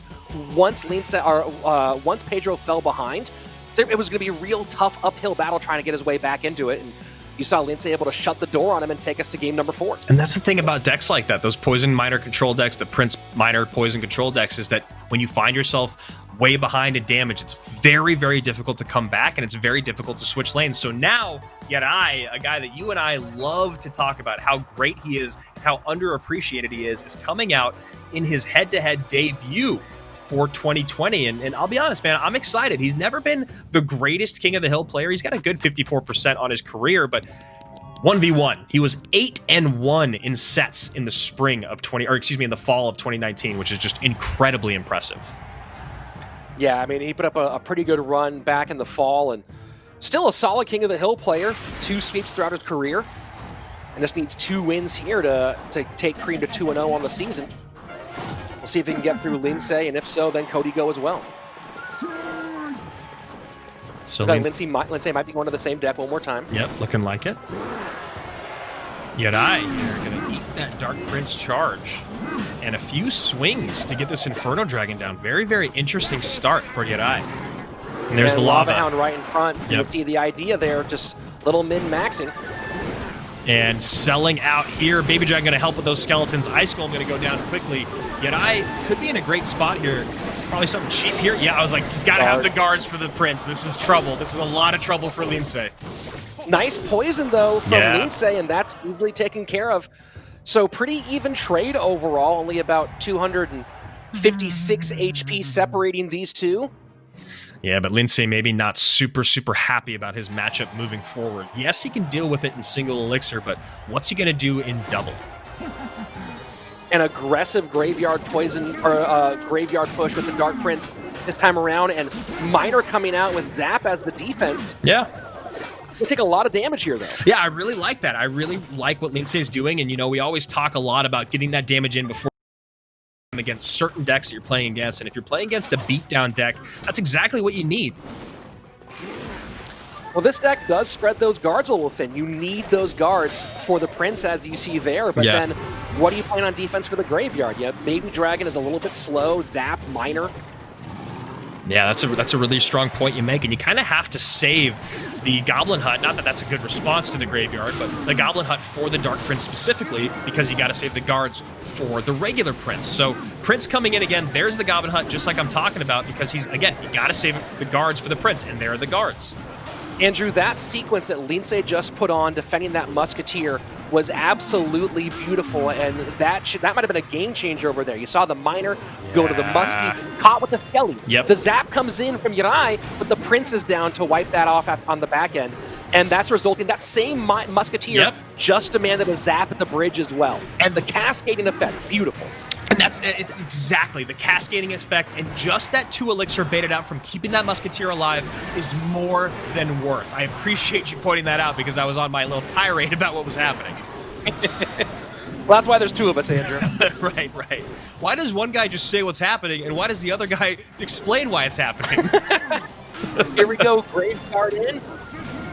Snowball to get something off the board, but nothing there. Might not matter, though. Dark Prince, can it charge?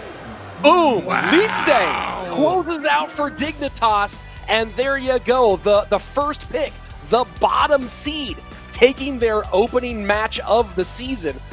Anybody, get a Ouija board. How can anyone predict what the heck is going to happen in this 2020 spring split? Oh, and you saw the idea there. The miner coming in to get a little bit of tankage, maybe on the wrong side of the river. Maybe that's what he was getting a little too fancy for. The Dark Prince comes in numerous times. That Dark Prince caused a ton of trouble for Yarai in the very beginning, in the middle, and right there at the end. And you know, we talked about it early on. There's no really great... He's got to use the Goblin Cage for the Dark Prince, the guards for the Prince. The Miner you saw came out as kind of a desperation pull at the end, but it was not enough. And Lince, as you said, the bottom seed, 10th in the power rankings now, gets their first W. And you see it's Fireball rather than Poison here for Yarai, and you know, you got to be looking back at that. I mean, hindsight's 2020, obviously. Right. Poison would be a lot better against Graveyard than Fireball, and that might have hamstrung him here a little bit matchup-wise. Let's go ahead and take a look at the replay here in a couple of moments, and we'll see if this is going to be that... No, this looks like it's going to be... Oh, it's going to be the Musketeer play, so check this out. And this is really important because, you know, you saw Lince... Oh, no, it's not that play. You saw Lince shaking his head early on because look at what he has to respond to air units. He has a Musketeer. That's it. Everything else is focused on the ground. That and the Poison.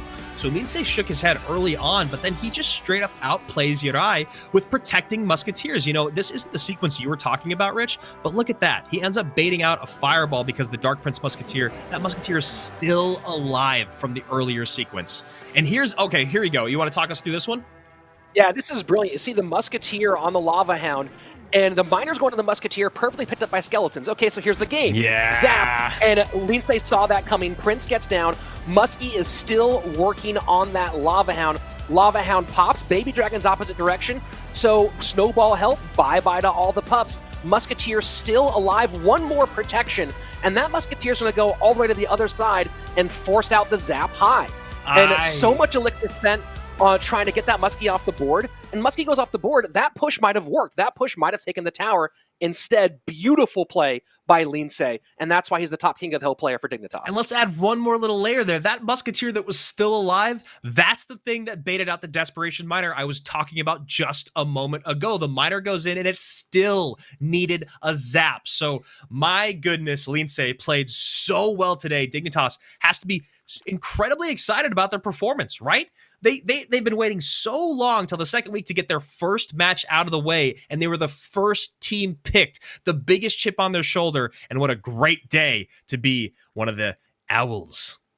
Yeah, brilliant play by Dignitas, and just goes to show, especially in this World Cup-style shortened season, just there is no easy win. There is no easy win. Even going to King of the Hill, there's no easy win here. And Dig has to be very, very happy, shutting a lot of mouths, at least here in week number 1, taking a big win. Of course, they have some really, really hard outs left during this season. Andrew, I'm pumped, and we're not done yet today. No, we are not. Coming up next, it's going to be Misfits Gaming looking to stay perfect over Pain making their debut.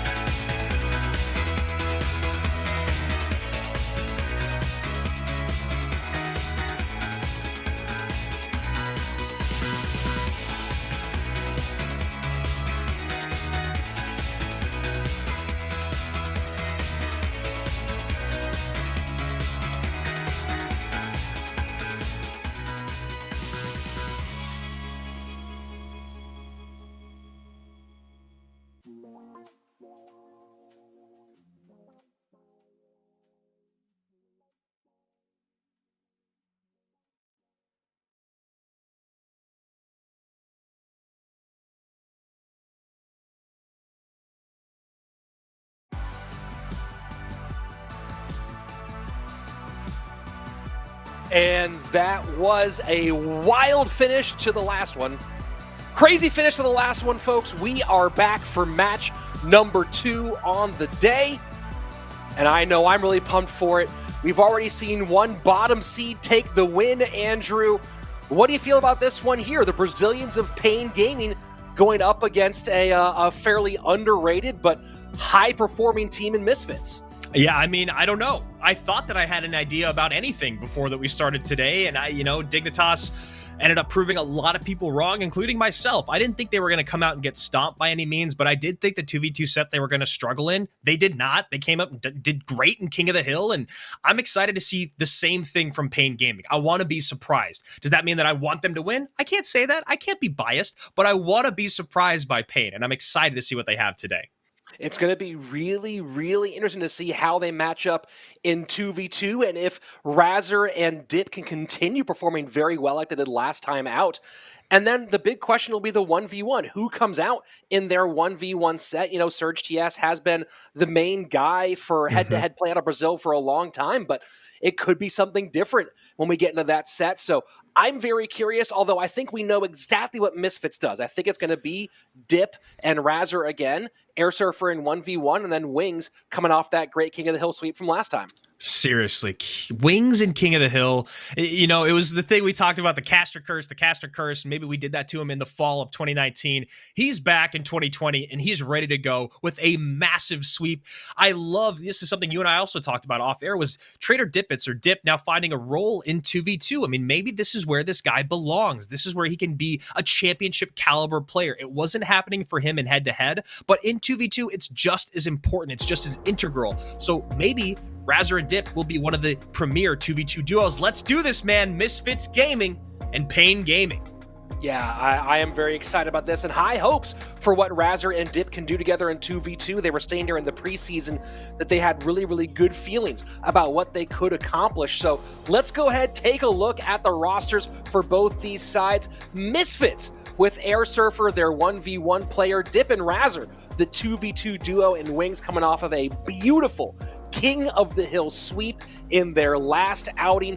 If they look anything like they looked last week, it's going to be a long day for Pain Gaming, Andrew.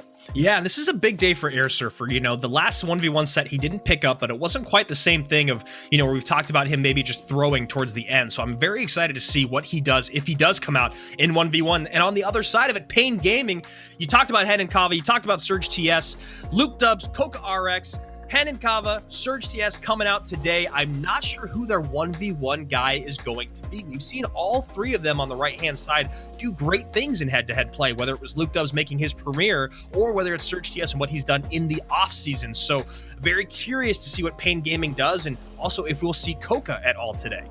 Yeah, Coca RX could be making his CRL debut. Not a lot of pro experience from the young Mortar player, but here we go. Look at that. In the 2v2 duo with Luke Dubs, the all-Brazilian squad against the all-American squad. No surprises, Dip and Razor, Coca RX, and Luke Dubs as the 2v2 duo for Pain Gaming. Giant Skeleton and NATO, your bands today. Yeah, excited to see this squad coming out for Pain Gaming. I really, really cannot wait to see what they do, because I really enjoy watching Luke Dubs in head-to-head, but we can still see him in King of the Hill. And I do agree that he's probably not the guy that you lean on to be your 1v1 star. So putting him here with Coca could be great, because Luke Dubs is a very, very calculated, methodical, and pretty patient player. So here we go. Game number 1 of match number 2. Let's do this. Pain top of your screen, Misfits at the bottom. Razor definitely would love to get 2 wins today and take back the shared lead in overall 2v2 game wins, currently 2 behind AC and RF after their win yesterday. I love the timing of that Goblin Hut plus the Log there to make the Skeleton Barrel pop. Log comes in, cleans up the Barrel Skellies and the Goblin Barrel. Perfect timing, and here you see a counter push coming in. Battle here to the left-hand lane, Nightwitch to the right-hand lane, so it's going to be a whole lot of bait from Pain this time around. We saw how valuable, how well this deck can stretch people out over the last couple of matches that we've seen here in CRL West, so we'll see how Misfits chooses to deal with the over and under of the Skelly Barrel, Goblin Barrel. Yeah, and that was a little bit of an unfortunately high battle healer there. It was still focused on by the Musketeer and the Mega Knight. Maybe battle healer should have come down a second later so they could get some focus on the Musketeer, but still doing very well are Misfits, Dip, and Razzer. So log back and cycle for this one. The question will be, how do Pain get the log and zap out of cycle and try to find ways to get on tower? So let's see, now that log's not available. Nightwitch to the back.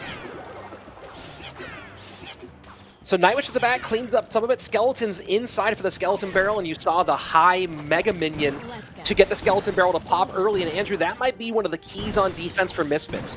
Getting that Skeleton Barrel to pop early so they can pull the Skellies away from tower rather than have all that happening right at Prince Nest. Yeah, and that's what I was talking about early on with that very first log. They played that high Goblin Cage to make sure that, you know, the Skeleton Barrel would pop early, as you're saying, so that they can get more out of their spells. You talked about getting that log and zap out of cycles so they can get damage in on the tower. They only have log and zap, so they have to start getting very creative on how they want to defend against these other bait cards. Golem, Battle Healer, Nightwitch to the left-hand lane, so immediate... You let that go. Yeah. Yep. Going to be quite a bit of damage, though, so we'll see if that comes into play later. Wondering if Lightning's about to come out here for Misfits. Nope, Earthquake Poison. Very interesting seeing Earthquake in the mix here, although with how much troops might spread out, that extra slow might be valuable. The double battle healer once again. Lumberjack behind. Misfits putting up the pressure. Pain in a little bit of trouble, but I am always blown away by how well the Royal Delivery defends. Even with that drop in damage reduction, still the area it can do plus the knockback gives a lot of value on defense. Solid log here from Misfits as we go into sudden death overtime. It is Pain ahead, but not by much. And as that elixir starts to build up faster and faster, it's going to be harder for them to keep up. Yeah, it was a nice log by Misfits, but they really, I mean, this is the pro level. You know, you got to make sure that log's coming in time to make sure no damage come in from those goblins. You know the trajectory, that log has to come down a half second sooner. And right now, that cycle is becoming very brutal to keep up with. They're basically in spell cycle range. I'm wondering if that 16th card is rocking. Oh, wow. Mega Knight to the inside, Mega Knight delivery together. That combination does so much on defense, and this feels like the beginning of the end, Andrew. Yeah, I mean, Mega Knight delivery is almost like the new giant skeleton, but you get a counter push out of it. It does so much damage. And, you know, that push, there's a couple pushes now that have come across the river for Misfits that look like they cannot deal with it. And Pain doing a great job with that combo. So, GG, well played, and you see exactly what we were talking about, Andrew. They were able to continuously make it so there wasn't a good response in hand for those 4 separate bait cards. Misfits did the best that they could, but that Mega Knight Royal Delivery combination made those counter pushes all wither and die on the vine before they could do anything significant. I mean, we've seen this happen many times in 2v2, right? Like the Lumberjack turning into the Rage spell is like one of the most iconic, I believe. But now, maybe it'll be a Mega Knight plus Royal Delivery becomes the new Giant Skeleton. Because, you know, early on, Lumberjack was banned a lot back in 2018. And, you know, now we're looking at 2020. What's banned all the time? Giant Skeleton Tornado. So what do? You get around it. You figure out a way to create your own Giant Skeleton with this Mega Knight plus Royal Delivery. And again, you get such a bigger counter push from this. Let's take a look at some of the action from that last game. Pain Gaming closing things out here with this final push on the right-hand side. And as you said, Andrew, we were down in spell cycle range. And once this push didn't work out, it felt like it was the end. And that push had so much to it, right? That push had legs for days. Couple baby dragons, Lumberjack plus. There was so much going on. I think there was a battle healer and a Nightwitch in there as well. All of it cleaned off the map by a Mega Knight plus Royal Delivery. And there you go, the counter push again. No spells in hand to deal with it. Goblin Cage comes in on the back end. And yes, that was a perfect log, but the second one, not there. Zap in, Goblin stab, tower down. Pain Gaming off to a great start. Well, it's that Royal Delivery getting the air damage as well, not to mention the knockback. So you have boom on the ground with the Mega Knight, boom in the air, and then on the ground on top with the Royal Delivery. Really nasty combination, and you already see Mega Knight mixed in a lot with various bait decks, with Skeleton Barrel in particular, so it works out great here, and it just felt like a rough one all the way through. for Misfits, and we'll see if they can correct things in game number 2. Yeah, I mean, we were talking about, finding creative ways to deal with the bait cards early on, but the problem is when you get into double and triple elixir time, it's impossible. You cannot cleverly deal with every single one of those bait cards every single time, because a lot of the time you're making negative elixir trades and their cycle's faster than yours. So there's really no way for them to keep up. And yes, you only have the log and the zap as your spells to deal with it, and then poison on the other side of it. Just not enough ways to respond to that bait. So a good matchup, but also very, very well played by Pain. Here we go, game number 2. Pain with a game in hand. Reminder, your bans, bottom of your screen, Giant Skeleton and Tornado off the board for potentially 2 more games if we get there in this 2v2 set. I'm excited to see if we start to see more and more Mega Knight Royal Delivery. It could be a pretty hefty combination. Of course, last season in terms of ladder, we saw a lot of Goblin Cage Royal Delivery in head-to-head play. Yeah. So here we go. Misfits going, all right, you guys can do it. We can do it too. And that delivery timed perfectly. Not a single skeleton on tower. Lumberjack goes opposite direction. Interesting deck composition so far here from Pain. We see the Miner, but we also see the Goblin Cage and the Lumberjack. So maybe we're going to the skies? And there you go. You called it right there. Balloon, Heal Spirit. And the zap comes in maybe a little bit early on that Inferno Tower. Balloon not going to get anywhere. Pekka now going opposite direction. Little bit of decent damage done there by Pain Gaming, but you called it. Zap coming in just a tad bit early, and now they're behind by about 70 HP. And see this time, delivery a little bit harder to time on the Goblin Barrel than it was on the Skelly Barrel. And that's tough, right? Every single one of those stab goblins get one shot in for big time damage. Well, it's the difference in speed of how fast those goblins get to your tower versus you can just watch a Skelly Barrel creep its way towards your tower, but that Goblin Barrel, you have to react fairly quickly to get that timing right. So here we go, Lumberjack, Heal Spirit on the front end, and another Heal Spirit on the back end. I like the dual Heal Spirit push there, but a great snowball by Misfits to push that balloon away from the heal and away from their tower. Here we go, double elixir time, and it is Misfits slightly in the lead, plus they have damage in both lanes. And you see, again, the dealing with the Skelly Barrel high, the Goblin Barrel low, and the Arrow's now able to contend with all of that at once. So it is interesting here, if you look at who's holding what. Luke Dubs is kind of in charge of dealing with all the bait, right? He's the guy that has the arrows, he's the guy that has the Royal Delivery, so he's the guy that has to make sure that he's not missing the timing. And that log making just a little bit extra room there for the Dark Goblin, but now a double balloon push opposite direction. Zap takes the bats off. Tower down here. We should be in a tower trade situation. The question is, will the lead on the left-hand lane be enough for Misfits? The push on the King Tower. Mega Knight plus Barrel plus 100% healthy Pekka. Dark Goblin behind. Skelly Barrel behind. Pain Gaming in trouble. Pain only has 4 elixir in hand now, trying to defend the Goblin Barrel with Heal Spirits. Really far behind on damage, really far behind, of course, on elixir as well. This push on the right-hand side might be the last gasp. Yeah, I mean, really going for it here. Barrel coming in. Got to make sure those arrows are delivery land. Delivery's late. Nope, my bad. Delivery right on time with the help of those Skellies. We also have the King Tower situation as well, helping on defense on this side, so definitely a chance. Of course, 1 or 2 more of those logs will put this in poison range, and that will be GG well played if we get there. Yeah, 305. Poison log snowball actually should do it, but they don't want to overspend. They want to play it smart. There you go, the double barrel. That's oh man, there's the poison. Finally. There we go. Poison comes in, snowball comes in, log comes in. Misfits punctuating that one with all the spells, saying no, no, no, no, no. We're not going to throw here at the last second, and we're going to game number 3. Yeah, I mean, that double balloon push looked like it was just overwhelmingly powerful, but on the other side of it, Misfits had their own little trick up their sleeve, which was a Pekka, a Mega Knight, and a Skeleton Barrel going to the King Tower, and then they had the luxury of being able to just drop the Princess on the left-hand side to focus on the Princess Tower, and from that point on, Coca and Luke Dubs were just playing like a chicken with its head cut off, honestly. They were just doing anything and everything they could to survive.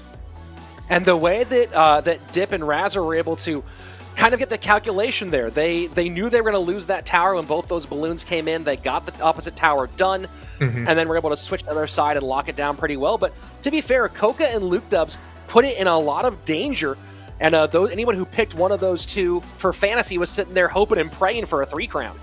Yeah, and or excuse me, it was Coca holding the arrows and the royal delivery there, so he actually did a pretty good job at dealing with the bait. They both did a good job of splitting it up, but just not quite enough there. And those balloon pushes coming in, the idea of getting the miner to tank is really tough because they kept just dropping the P.E.K.K.A on top of the miner. So here we go. This is the tower trade as we get close to the end of regulation time, and you can see the skeletons getting a little bit in, but it's going to be this Dart Goblin that gets past, and that log making just enough room to make things very tight. If that log doesn't make room for that Dart Goblin, I don't know if we go to sudden death. And then you see here the Mega Knight being played high and the P.E.K.K.A being played high. They're just going to walk right on down the lane, completely ignored almost by Pain Gaming. You see them drop this Musketeer on the left-hand side, and then they have to double down on the King Tower, and I think that might have been the moment then, that much elixir ignored. It's kind of like what we talk about at the end of regulation when you have to spell out a tower. You spend 8 or 9 elixir on taking out a tower. Well, that's kind of what 2 balloons were in that instance. 2 balloons plus the zap allowed them to take the tower, but didn't really provide any damage on top of that P.E.K.K.A plus crossing the river. And the freeze kind of ended up not really being a huge factor overall in the game in the long run. And you saw unable to be useful on defense in any situation, really, and then not able to make enough room in the end on the opposite side. So we're going to game number 3. Misfits battles back very well, puts together a good deck composition, and we'll see if they can close it out. But Pain definitely acquitting themselves well here, maybe better than some expected. Yeah, I mean, they're both playing really well. I mean, I think that's what's great. So let's hop into game number 3 now and see who's going to take this set. Will it be Misfits, or will Pain pick up their first set victory? An immediate Golem battle healer to open things up, and this is what you do. Go Lumberloon opposite direction. That's a great call there from Pain. Yeah, and we'll see how much this Night Witch pays off. She might be able to do double duty here. No, she does not go down, so the zap does come in. Bats are there, but that's going to be a couple drops from the balloon.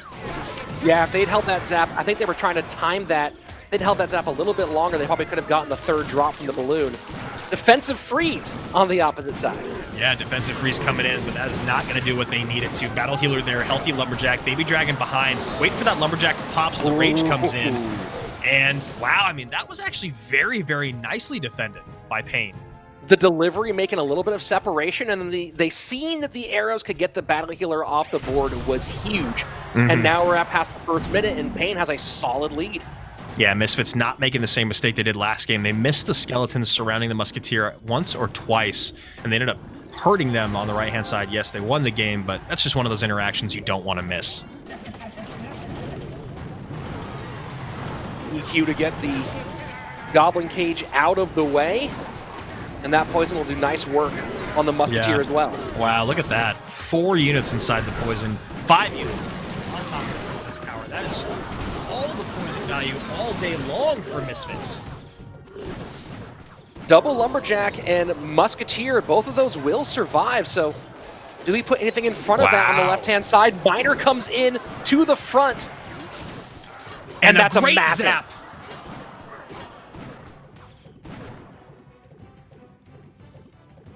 Timing a little bit better on the zap this time around. Yeah, certainly better that time around, Andrew. So now we're getting into double elixir, maybe a little bit easier for Misfits to create pushes and defend at the same time. We'll see. Yeah, I mean, it feels like Luke Dubs and Coca are, I guess they're maybe confident enough in being able to get damage in on the right-hand side, but also do not want to allow these golem pushes to go uncontested in the left. Now Misfits in a lot of trouble, Rich. They missed the Goblin Cage pull on the balloon. I mean, that's just a missed pull. Nothing else you can say about that one. Opposite lane, Lumberjack, Brawler, Balloon. Freeze in hand. Nothing to stop that balloon. Wow. Yeah, that is a full-on wow there, Andrew. I had to steal your catchphrase, man, because I am honestly speechless at this moment. I mean, I am honestly fairly surprised that about the missed pull on the balloon. That ended up. Look, I'm not going to say that the game wasn't already in trouble for Misfits at that point, but you know, you don't miss that pull, and maybe we're able to go on to sudden death rather than end this thing in regulation time. set number 1. And man, again, just how do you even make odds for any of this stuff? It's a good thing Vegas has no line on Clash Royale League, because everyone would be losing money everywhere. Well, this condensed season gives us what feels like just playoffs. We just get playoffs the whole season. It's not like regular season and then playoffs. Let's figure out time to adjust. It's just everything you got from day one. And Coca RX and Luke Dubs coming out and doing what they just did. Luke Dubs now improving his record to 18-12 in that 2v2, moving to 8-5 in sets. And Coca making his CRL debut. He plays great. I mean, he took down one of the best 2v2 players in the game in Razor, and him and Dip played excellent in their last match, and they played really well today. He just kind of got outplayed by Coca and Luke Dubs. Well, there were a couple of tough parts here, right? I mean, they go with the Golem Battle Healer to open, and it ends up they don't have, if you look at their deck, their air responses are very limited for a balloon. So Lumberloon goes opposite direction. Not much you can do there in the opening, and then you saw here, you missed the pull with the Goblin Cage, and with how few air responses you have, that's just pretty much a thrown tower at that point. Right, so then what are you going to do here in response on defense? A Battle Healer and a Night Witch? No, that's not going to do it. So then you drop the Baby Dragon down, but it's just a swarm of units around that tower. Pain goes, look, we don't even need to freeze it because they're already standing right there. Our balloons are already going on through. They're just kind of chilling in cruise control because of exactly what you talked about. The lack of air responses and then the missed pull on the Goblin Cage turn that game like that. Yeah, so a bit of a surprise here. Razor not going to catch up to AC and RF in that leaderboard for career 2v2 wins. Instead, Pain Gaming going to give Coca RX his first set win, first game wins, and a nice debut for him alongside Luke Dubs in CRL West. Yeah, so now we're going to move into the 1v1 set, and I'm very curious to see, Airsurfer is a guy we talked a lot about and, being better online, and so today maybe is the day that he really, really kind of, writes that in stone. I want to see it. I want to see Airsurfer come out and just dominate the way we're so used to seeing him in online tournaments and in global tournaments and on ladder, things like that. And then with Pain Gaming, do you go Henan or do you go Surge? I mean, that's a really, really tough call. Surge TS does have a little bit more experience in 1v1 sets, but hasn't played a 1v1 set in CRL in a long time. Henan Kava's been more active lately than Surge TS has. So that's one of those questions that maybe that today is the day. When I see that Henan's not in 2v2, my expectation is, and here you go, he's in 1v1. Yep, and that makes all the sense in the world. Henan Kava coming out for Pain Gaming. Misfits going to bring out Airsurfer once again. And just to familiarize you guys with Henan's numbers, he is a little bit of an underperformer in that 1v1 set. He's at 45% in his career, but in King of the Hill, he's at 55% in his overall head-to-head record at 52. So as you said, all those numbers a little bit lower than Surge TS's, but he is going to be the guy that they're going with today. Why do you have any idea why that is?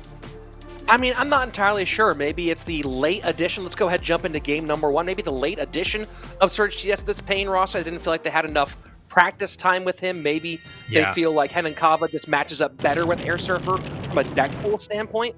So there are a lot of different possible explanations there. So Airsurfer here at the bottom of your screen, zapping Henan Kava's top right Princess Tower. Henan Kava cycling Mega Minion to the left. Do well. The number 3 finish at the I Stay Home Cup, one of those Revel Amar tournaments, and then of course, some solid performances in No Tilt Worlds and No Tilt League Special Edition. So Airsurfer looking like he's taking to the skies. Really nice high guards and then a higher Goblin Cage to keep that Royal Giant off the tower, and he does get one stab from the guards. Well, depending on what spell Henan Kava is running, we'll see if Airsurfer's happy about having the guards or wishing that he had the barbs. Yeah, that's a good point, because he already does see the log. And Prince with the RG as well. So aggressive early play, an early RG at the bridge, and now an early Prince at the bridge, and so far paying off for the Brazilian in the first minute 15. Yeah, I love that. And Airsurfer ends up spending the same amount of elixir, right? He goes Mega Minion plus Zap. That's an even 5 for 5, but instead, Henan Kava gets the 2 stabs from the Lance. Well, I mean, recognizing that the 2 counters, the Goblin Cage and the guards, had both pretty recently been played. Yep. Yeah, I mean, when you play the guards and the Goblin Cage as your response to a Royal Giant, that is just exactly what Henenkava saw. He goes, perfect, my Prince will have a good time going and attacking your tower. 8-13 right-hand side as we go into the final minute of regulation. Double Elixir on its way, and that Goblin Cage not going to pull the Prince. So that Prince going to go ahead and finish the tower on the right-hand side. Everything going the way of AIM Gaming today. A second Goblin Cage not getting a pull. Nightmares for Misfits. Yeah, and you know, Air Surfer kind of just rinsed and repeated a horrible interaction for himself. He really needed to have those guards in hand, or at least play a little bit more defensively. Obviously, you know why he puts the Goblin Cage offset to the left. It's to deal with the Royal Giant, but Royal Giant is not his #1 threat right now, or it wasn't in that moment, I should say. So nice split here from Air Surfer. Fireball going to help a little bit with the Ice Wiz, but Balloon on the right-hand side will do a lot of work, and the guards do pick up the Prince last second, but NATO takes care of the Balloon. No worries here for Henenkava. Yeah, King Tower activation there. Henenkava had it all figured out in his mind, and you talk about that Ice Wizard that is still alive. It finally goes off the board. Fireball does come in, but if you Fireball zap that Ice Wizard, you are really crippling yourself defensively, especially because his #1 response to the Prince this game has been the zap. It hasn't actually been the guards. That's an interesting choice there with the Balloon to the right-hand side, Andrew, because you see Ice Wiz. What's the #1 spell you expect to see along with an Ice Wiz? That's the Tornado. So, yeah, you know, you wonder if maybe the Balloon, if it's kind of a caught between a rock and a hard place, trying to push, trying to get in this game, not give too much value behind that Royal Giant on the left-hand side, but that Balloon was going to go to the tower on that side no matter what. So kind of a rough situation from Air Surfer from the top to the bottom of that opening game. Yeah, and you understand what he was thinking of, like, getting opposite lane pressure going on, but the problem is with that is that it didn't really create a lot of pressure. Why not try to double down behind the Lava Hound? If you look at the spells and stuff that Henenkava has, I guess he's probably worried about the NATO plus the Fireball plus the Ice Wizard, so maybe just a horrible position for Air Surfer to be in, but it was really just Henenkava all day. That entire game, from the very beginning when he decided to play an aggressive Royal Giant, Air Surfer was in trouble. Let's go ahead and jump into some of the action from that last game. And as a reminder, Henenkava now at match point potentially. So this was that aggressive early Royal Giant. You see the guards just having been played. So easily dealt with by Henenkava. And then Andrew, here it comes. Prince about to drop at the bridge and make it a nightmare for Air Surfer. Yeah, so there you go. Goblin Cage offset to the left instead of the right, you know, because of the Royal Giant, but that's not what Henenkava's thinking about. He's thinking about this Prince again because it worked so well earlier. There you go. The zap in again, but that zap comes in too early, right? Because he wants to hit the Ice Wiz, hopefully take the Ice Wiz off the board and still stun the Prince. But the problem with that, Ice Wiz doesn't go down. It slows the Mega Minion. You zap too early, so the Prince still charges on your tower. So it was just all rough for Air Surfer in basically every interaction that happened in that game. Yeah, I mean, it brings you back to a question of whether defending the Royal Giant, you know, I guess you don't know if the Prince is in there necessarily or not, but defending the Royal Giant was the right call on the front point. Is it just, hey, tower trade there, and as soon as you see the Royal Giant, go Lava Hound and start making your counter push and sack the tower? You know, of course, hindsight's 20/20 at that point, but we saw twice guards out of cycle, opening up the lanes for the Prince. GG, well played. Henenkava with match point. It's tough. Yeah. Obviously for us, it's really easy to go, you know, why not this? Why not that? But I am wondering if Prince is basically in every deck right now and you haven't seen all the cards and you have guards in your deck specifically to deal with the Prince, you know, maybe that's what you should have used them for, you know? Minor E-Wiz so far from Henenkava. Air Surfer with the rarely seen Valkyrie these days. Yeah, very true.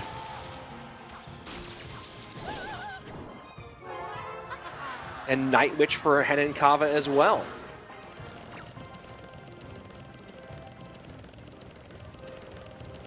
So we've seen these combinations with Giant before. We've also seen it with Mega Knight. Here we go, Mega Knight Minor.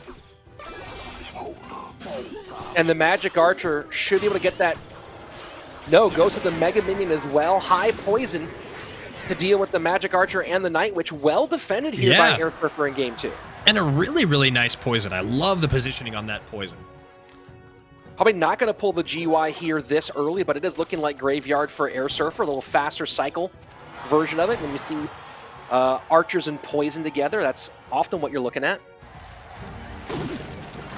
So Prince at the river, Minor behind.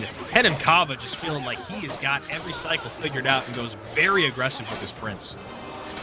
And here we go. Graveyard Yep. now does come down, and we'll see what Henenkava has in response. Log does do a little bit of work here, but enough of those skeletons escape, and Mega Minion gets on the tower as Mega well. Minion on the tower, tanked by the skeletons. That snowball was perfectly placed by Air Surfer.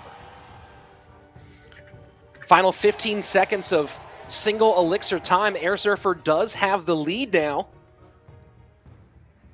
And so far, a good opening sequence, well defended against that big push on the start end, and showed the right moment for the GY. What an interesting deck here from Henenkava. One spell. You know, you obviously see the cards that are making up for spells in the Magic Archer and the Ewiz, but interesting deck. Yeah, I mean, this looks a little bit like that Giant Double Prince with Miner that goes in and out of popularity for so long. You know, Giant Double Prince, Miner, Ewiz certainly is something that we see. So Mega Knight in for the Giant, give a little more defensive utility here. But the Magic Archer is the really interesting piece. Yeah, that sequence of defense, actually most of the sequences of defense by Air Surfer this game have been incredibly impressive. And that Mega Knight leap is massive, forces the Valkyrie out. Miner going to the Archers. Pretty healthy Prince here. Prince going to get on tower. Nope, Goblin Cage comes down last second. However, Air Surfer hurting for Elixir. And nice geometry there. Magic Archer does get one shot. The Brawler goes a little bit over, and now Graveyard push opposite direction. Healthy Mega Minion. I'm wondering if that 5 Elixir spent to try to get that to get one shot was worth. And those Skellies doing a whole ton of work, not quite in poison range yet, but Snowball will do it.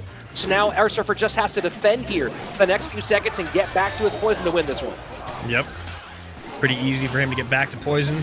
Snowball, get that snowball in to hopefully close things out just a little bit quicker. There it is, and that will do it. We are all tied up here in our 1v1 set.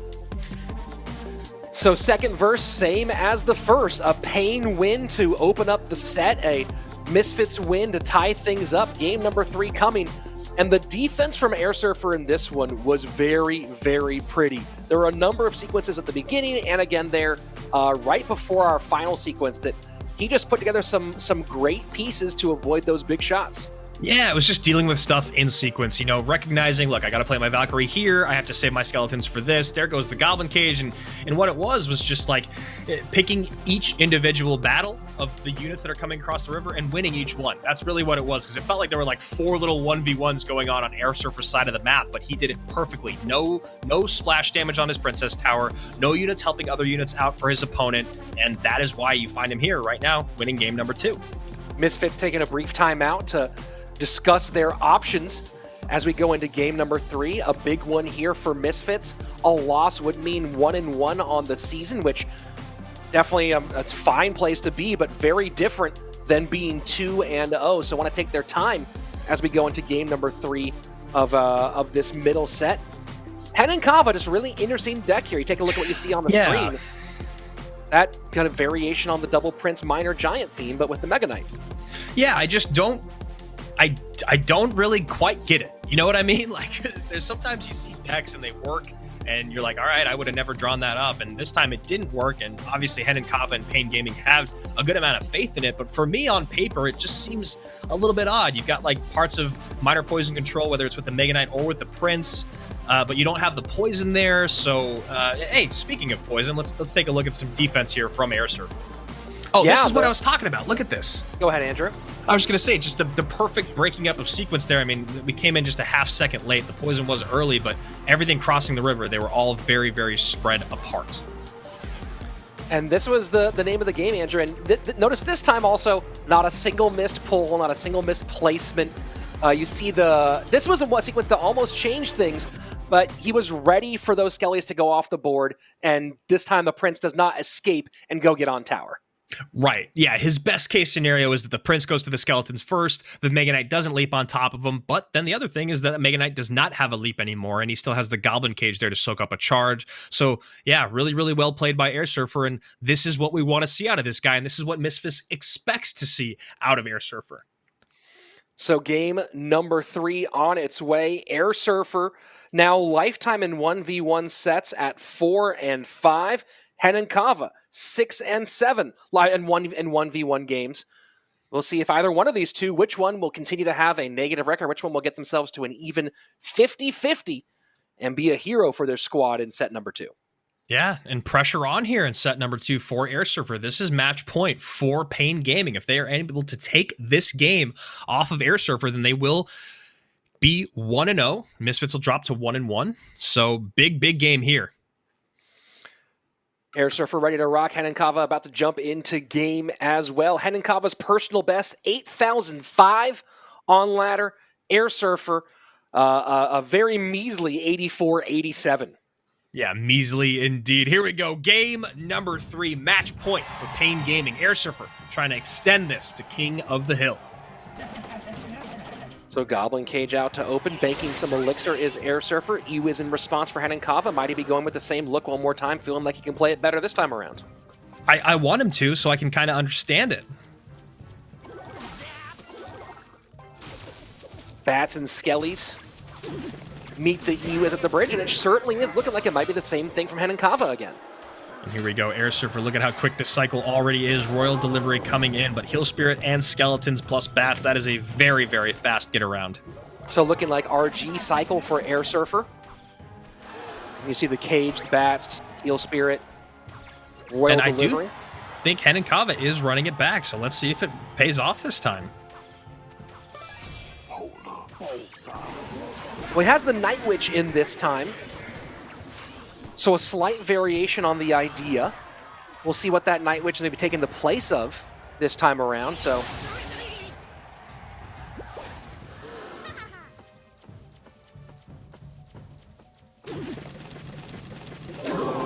and Miner does go on to the Firecracker.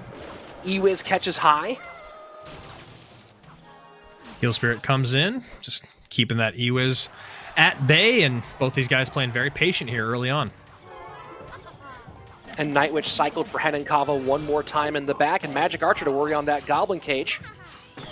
Firecracker to be an interesting thing to deal with, and you've already seen Hen and Kava being focused on getting the tiny explosive girl off the board. She's just so frustrating to deal with, and if you don't have a way to get to her, which we saw if Hen and Kava is running the same type of deck, he doesn't have a big spell to get on top of that Firecracker, and that's one of those things that Air Surfer needs to exploit early on. So Firecracker helping out on the back end. Heal Spirit not able to do its job, so this is that RG cycle deck, but with Poison rather than Earthquake. And against no building, certainly going to be happy to have something different than the Earthquake, I believe. Yeah, the Heal Spirit played just a little bit far back on that last interaction. Needed to take a couple shots from the Ewiz to go down. Maybe just one tile too far away. Goblin Cage sets up one more time. Prince down for Hen and Kava.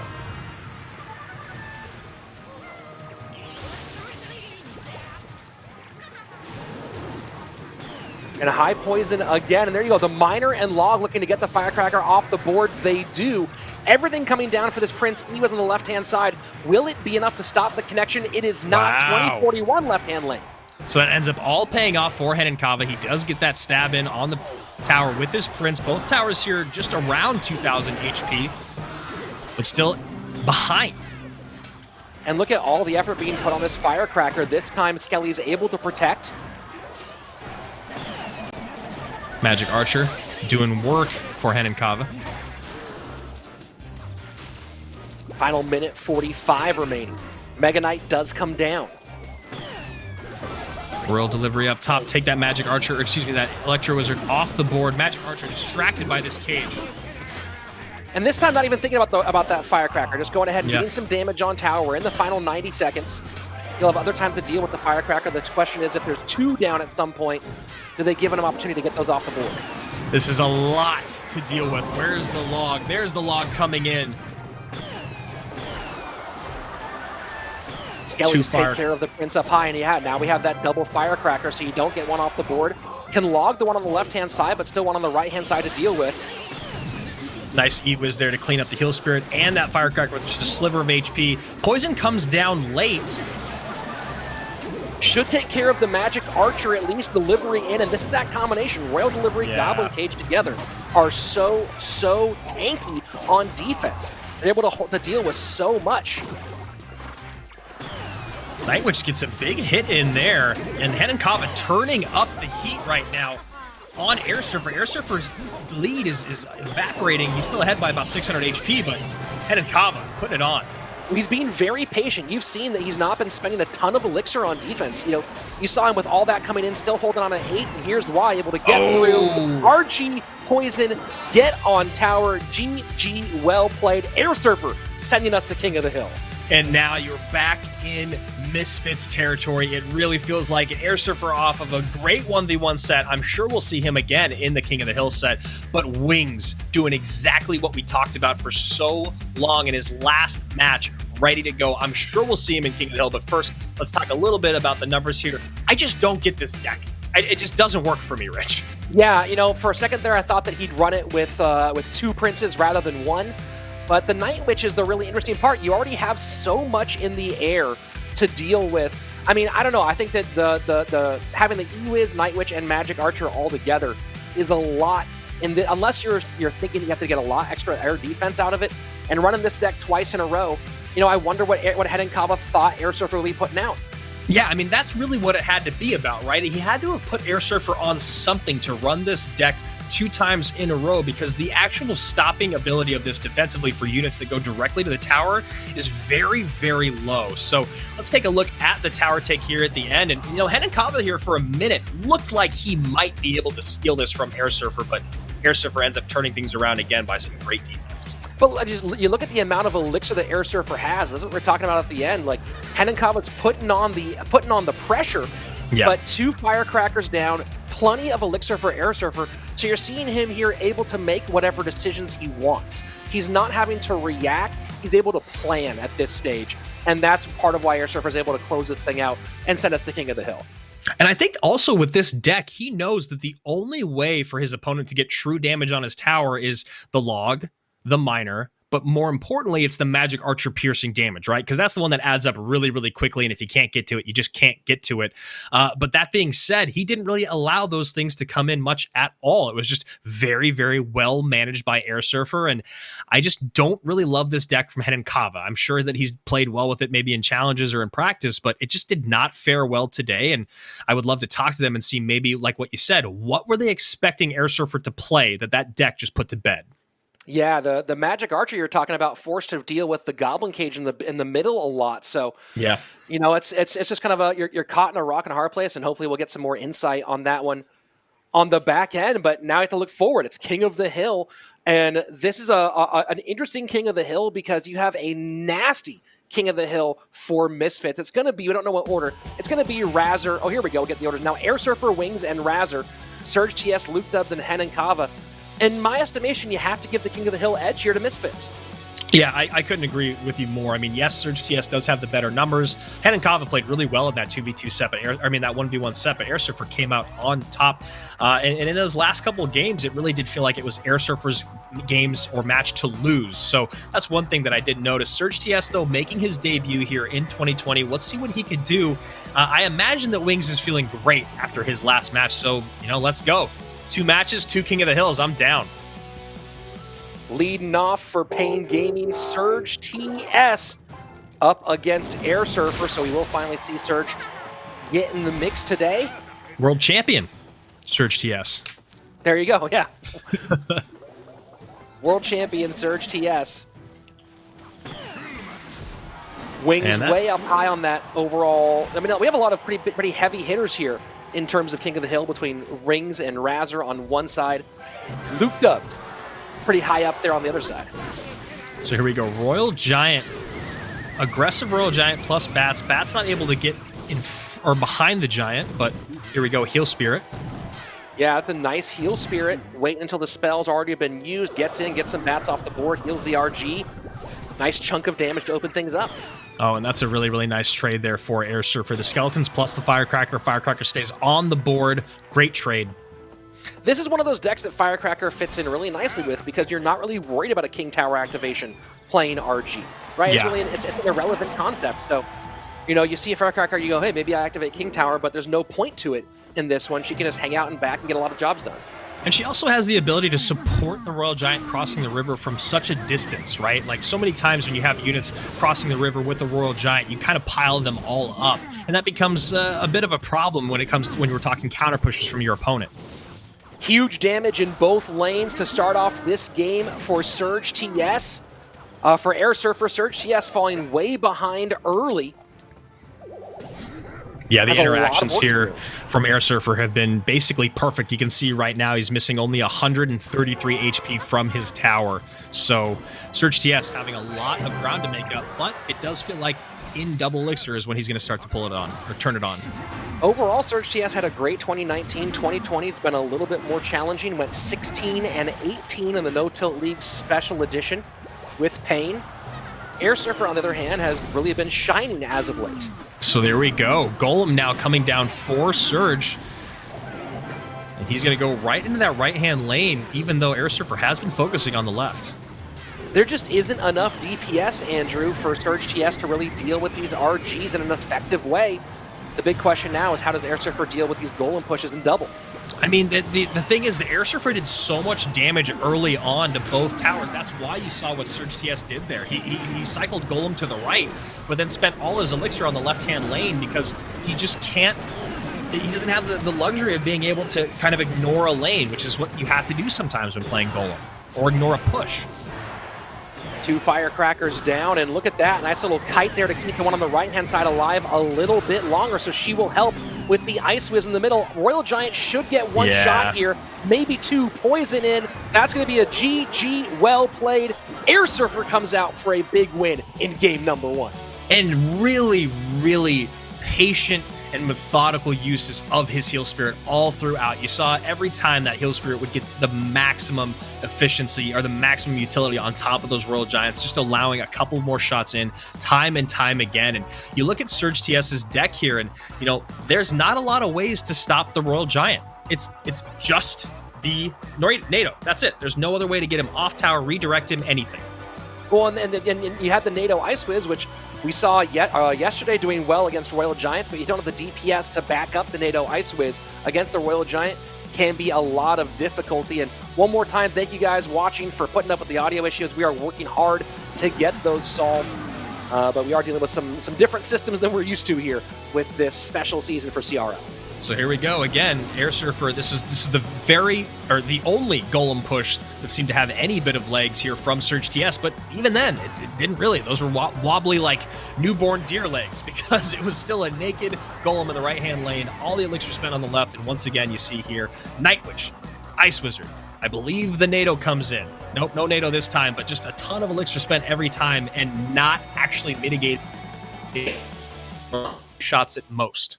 Yeah, well, you can see the difference here where, you know, we saw that that Icebo matchup yesterday where it was so easy to NATO it back, slow it down, and then turn the Royal Giant to the Tesla, right? Put a little DPS on it there, and just not let the Royal Giant get there, but no building to redirect the Royal Giant to, not enough DPS to get it off the board, and of course, no rocket to cycle you out. Just very difficult defensive situation in this one for Surge TS in the opening game. So now Air Surfer is on a nice 3-game run. Can he keep it going, and will Misfits stay perfect as we end our second week here of CRL? Or will Pain Gaming be the second team today making their debut and pulling off what honestly is an upset? Pain Gaming and Dignitas were the lowest ranked teams when you talk about power rankings, when you talk about the draft, and today they have shown that maybe people are sleeping on them just a little bit too much. Here we go, game number 2. Mortar is back. Luke Dubs bringing it out this time. Yes! Sorry, I'll never do that again, but I'm just very excited. I think the pitch was perfect there, Andrew. You and Andrew Kendrick should go on tour together. Perfect. So high mortar does not connect. Minor Bats right-hand lane, so it's going to be all pressure from Luke Dubs here. And I'm kind of surprised there. Air Surfer, he plays the Ice Golem high, almost maybe worried about the... I mean, he's cycling because he was full, but he was still worried about the Mortar maybe coming back down as he saw that his opponent got back around, but that Ice Golem would have been a great response to that Minor Bats push. And this time, Goblin Cage has to be the pickup for the Mortar. First minute away, and not a ton of damage done either direction. And there you see the Prince has to come down because the mortar does reset when the Goblin Cage pops. And that Goblin game protecting just a little bit. We'll see if it's enough to get that Prince off the board, and it is. And a nice counter push here. This time, Ice Golem able to pick up those bats. Yes, and that's what Air Surfer wants to do on those pushes. Ice Golem for the bats, and then get something on the back end to deal with the miner. Luke Doug's in his 4th season in CRL. Started with Red Canids back in CRL Latin America, then 2 seasons with Cream in the West, and now here with the Brazilian team A. Look at that. Air Surfer in a little bit of trouble there. He doesn't have the response that he wants, so he ends up going high Mega Minion. Luke Dubs catches with a great set of Rascals, and just like that, Air Surfer down at Elixir, down in damage. Here we go, double Elixir time. Luke Doug's keeping the pressure on at the bridge, forcing Goblin Cage out. So here we go. Goblin cycled all the way in the back because he knows Air Surfer is going to want to save that log to most likely deal with Rascals. So Rascals high. Oh, go ahead. Yeah, Graveyard in, Rascals high with the Spear Goblins low. Poison will get him off. This might be enough for a bit of damage, but Snowball does clean things up in the end. Yeah, and that was actually a really, really nice haymaker from Air Surfer. He's only behind by about 400 HP, and I'll be honest, Luke Dubs here doesn't look like he's running Spear Goblin, which is the best response in most mortar bait decks to the graveyard. So he's going to have to be really, really smart with how he defends, where he plays his Rascals, and getting the most that he can out of his Spear Goblins and the bats. Mortar high in the inside this time, trying to protect it the best that he can. Miner will go right into a Prince as we go into sudden death overtime. Luke Dubs doing his best to keep Air Surfer spread thin. So far, working out. Yeah, in Air Surfer, Luke Dubs should be back around to another mortar already. There you go, the log coming down to help clean that stuff up. We'll probably see a Goblin Gang. So you take care of all these different distractions for the Prince with a log, but then, of course, there's another one right behind, and the Poison has not been able to get super active yet for Air Surfer. Yeah, and, that one, a little bit of a mixed snowball there from Luke Dubs, but that, he does get a little bit of damage in from his Spear Goblins on that last push, but now down in Elixir. Yeah, and that Rocket not getting the E-Wiz off the board as well, so things maybe starting to shift with a couple of misplays here from Luke Dubs as we get into triple. Yeah, and now he has to play into the same lane, right? Luke Dubs most likely not going to switch things up, so that does open up the door a little bit for bigger counter pushes coming from Air Surfer. Down to 856 right-hand side as Air Surfer's tower. Here we go, triple Elixir on its way. How fast and furious can these graveyards come in? Doesn't get the Mega Minion this time, so Rocket, again, doesn't do its full job. Yeah, having some tough times with the Rocket there. That one Rocket would have been enough to deal with this push, but instead has to double down on it with the Rascals, and that's not the position that Luke Dubs wants to be in. Air Surfer needs to take advantage of those mistakes. Nothing for the Miner this time. Rocket comes in down to 200 HP. It's this push or nothing for Air Surfer. Graveyard all over the tower. Can those Skellies get it in? Log comes through. Air Surfer beats it by a Rocket. Wow, the Rocket maybe just a little bit too early from Luke Dubs. Maybe just one more turn in the cycle, get one more miner on that tower. But both times that Rockets came in from Luke Dubs, all 3 times Rockets came in from Luke Dubs, not doing what he needed them to do, and Air Surfer capitalizing every single time that 6 Elixir was spent. Wow, that was, think of all the times the Rockets, as you said, didn't get it done. And that last one made some more room for the Miner, but you're seeing all the pressure being put on at the bridge. Luke Dubs recognized there was no good response for the Miner. Gotta wonder if he could have done it one more time, as you said. Instead, here we go. Air Surfer now with 2 in a row, potentially gonna go 5 in a row and get a sweep to take this thing away from Misfits. Yeah, and it was just so tough for Luke Dubs to figure out a way to protect his units. Look at this poison on the back end. So he's got his Rascals there, but now the Rascal Boy turns around. So he's even more frustrated because it's just not defending the way that he needs it to. Yes, this isn't the one that takes his tower, but it's kind of the one that starts this downhill trajectory for the rest of the match. So there we go. Miner to the back. Rocket. We saw the Rocket earlier miss. This Rocket also misses. Look at that. Just unbelievable. The Mega Minion ends up not getting all the way across and being a part of the action, but still not getting the Mega Minion is absolutely wild in this context. So So a rough one here for Luke Dubs. Air Surfer getting kind of a gift, and now with a chance to get a King of the Hill sweep and a 5 in a row and be the hero for Misfits on the day. I mean, we saw the miner come out again so quickly from Luke Dubs after that missed rocket because of how quickly that deck cycles that he should have just sent the miner in again. He should have not played the rocket that early on. See what your miner gets. If your miner gets a few hits, then you can log rocket out. But if not, then you're just sending 6 elixir into hoping that you can get 200 more damage after defending a massive graveyard push. And, you know, he used his miner defensively after playing the rocket offensively. Maybe that's the wrong sequence of events. Maybe it's miner offense and then instead play something else defensively. Hold that rocket till you're close enough to seal the deal.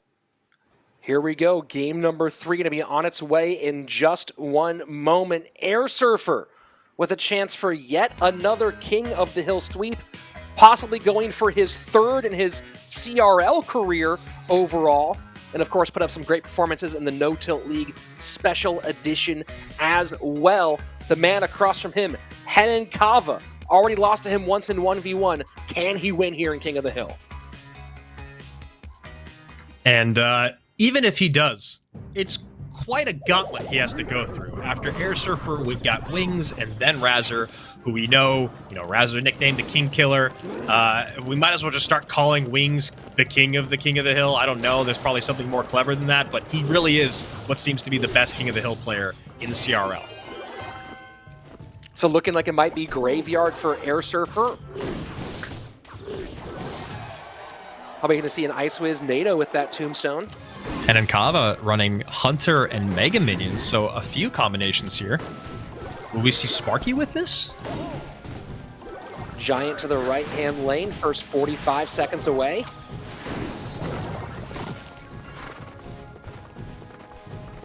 So Prince behind the Giant, and a Graveyard defensively for Air Surfer on the right-hand side.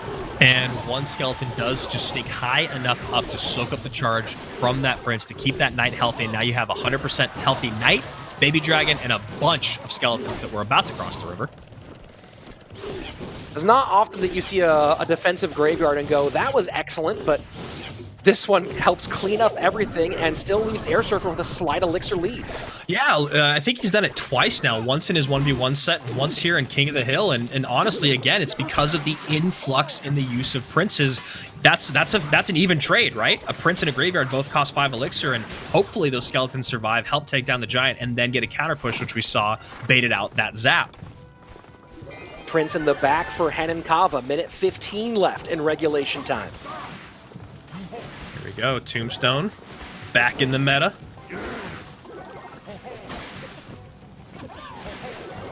It's we talk about the rolling effect of the meta. Prince being big, Tombstone back in, something we haven't really seen for a long time. Hasn't been seen in competitive much at all. Yeah. For months upon months. So here we go. Eating just a little bit of elixir there is Air Surfer deciding or waiting to see if Henan Kava was going to double down on this push, and he does. Miner goes safe one more time. A little bit of work on the Miner and the Hunter, so a nice barb barrel from Air Surfer. That Giant gets on the tower, and now to meet that Prince is an Ice Wiz plus Knight, so 6 elixir for 5. And now that we're getting deeper into double, the Graveyard Poison does come out. Guards get eaten alive by the poison, and this is a lot of damage on the left-hand lane. That's a really nice Graveyard Poison. The Ice was getting tanked for by the skeletons, slowing down the tower to also help those skeletons out. And now we are well below 900 HP here for Henan Kava. Top of your screen. Pain Gaming, maybe about to say goodnight. That was a nice Miner zap there out of Henan Kava. The Miner goes to the Ice Wiz. Zap retargets, makes enough room for the Giant to get some damage. And now we're separated by about 50 HP. So here we go. Which one of them is going to pull the trigger on their 5 elixir win condition first? That is a free poison, but I don't know if he's back around to it. Poison offensively, getting the Tombstone off the board. Graveyard met only by the Mega Minion. Yeah, the naked Graveyard there. He knows he has to hold his elixir to get this NATO down. The zap to reset on the Miner. Giant not hit. Wow, 306 to 421. Air Surfer, plenty of elixir now, can get directly on tower much faster. Does he go with the Graveyard and the poison left-hand side as he try to play defense here? Graveyard does come in. Poison is available defensively for Henenkava if he wants it. Knight does not get the miner on the right-hand side. This is going to be a foot race here. 82 HP on the right-hand lane. Poison, the NATO trying to make some room. That's not going to tick enough, Andrew. 23 HP. Graveyard can't beat out the Poison. Henenkava does it by 23. I was just sitting back listening to the play-by-play. I needed to soak all that in. That was about as close as it can get. Air Surfer finally falls after 4 in a row. And what sweet revenge for Henenkava here to take this to game number 5 in King of the Hill. Back to 0. There is no score on the board. Winner takes all next match. Wow, unbelievable play from Henenkava, just barely snuck it on in. And you know, that Graveyard Poison on the left-hand side was almost enough to get it back, but the Poison ticked out, and the Air Surfer had to know it was GG at that point.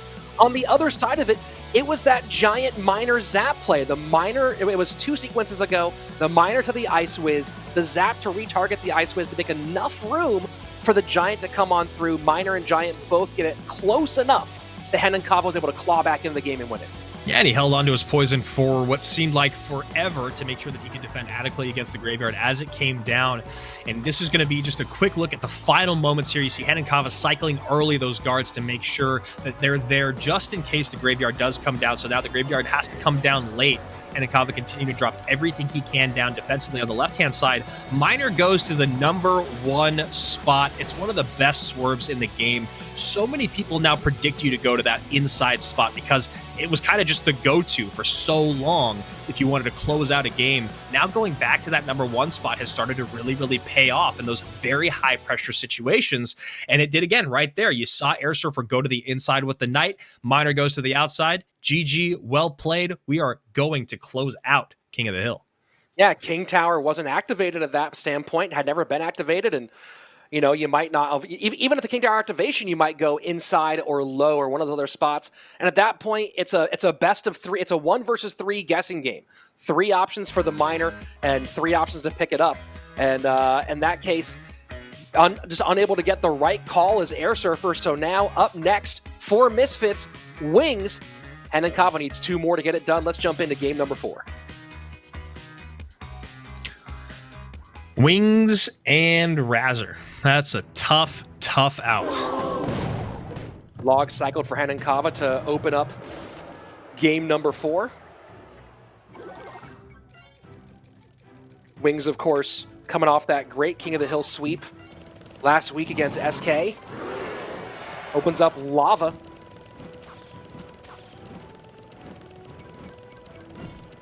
And RG to respond. RG right under the Lava Hound. Going to go ahead and play same lane. Very nice, very high Mega Minion there. Mega Minion stays completely untouched, gets damage on Mega Minion and the Royal Giant. And look at that, recognizing Tombstone not available. Goes Prince aggressive the opposite lane. Wings not having anything for a response there, so now huge damage in both lanes in the opening minute for Henenkava. Henenkava's Prince play all day today has been incredible. It's been so heads up. He's been so aware of his opponent's cycle. And the other thing, too, is he's found himself so many times playing against decks that have very few ground responses, and he takes advantage of that. Good recognition there from Wings not to try to send anything else to help out those pups, knowing that there was a big spell. Fireball, as you see it here, still remaining and in cycle for Henenkava. Gets a lot of damage back and gets another Lava Hound down as we approach the midway point of regulation. So here we go. Same thing, opposite lane. Royal Giant down. Barb's there to meet. Royal Giant will get a shot in. And now you see why there was no response to the Prince on the right-hand side. Going with Barbs rather than guards. Didn't have the elixir for it.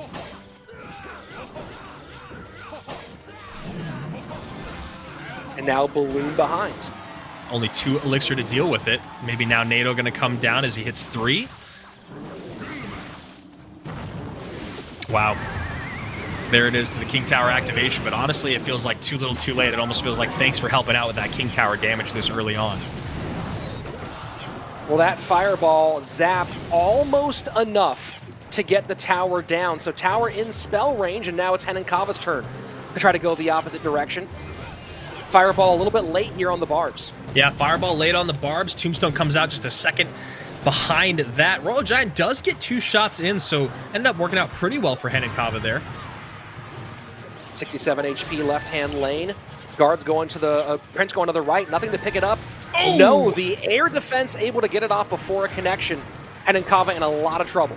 Yeah, a lot of elixir spent there by Wings, but it really did work out. There's the early fireball this time. Log comes down to help out the Skeletons. Royal Giant only gets one shot in. 67 HP remains, and Wings remains perfect in King of the Hill. A zap to keep the Prince punctuated. And there you have it. Misfits 2-0 on the season. And what an exciting one this was. They've proven they can do it through adversity twice in a row. Sky is the limit right now for Misfits. And they did it different, right? They did it different both times. They struggled in 1v1 last set. Air Surfer came out and did exactly what you need him to do as your head-to-head star. He did it in King of the Hill. He did it in 1v1, and he did it in 1v1 to bring you to King of the Hill, to keep you alive. Yes, Razor and Dip can't win every single 2v2 set, and they're still learning to play with one another, but I didn't see anything glaring in their performance that it was like, wow, this is not going to work out. Right now, Misfits is proving to be the powerhouse that you and I believe, talked about when we were doing our preview for the season, saying that they have a medium to high floor, but their ceiling is through the roof.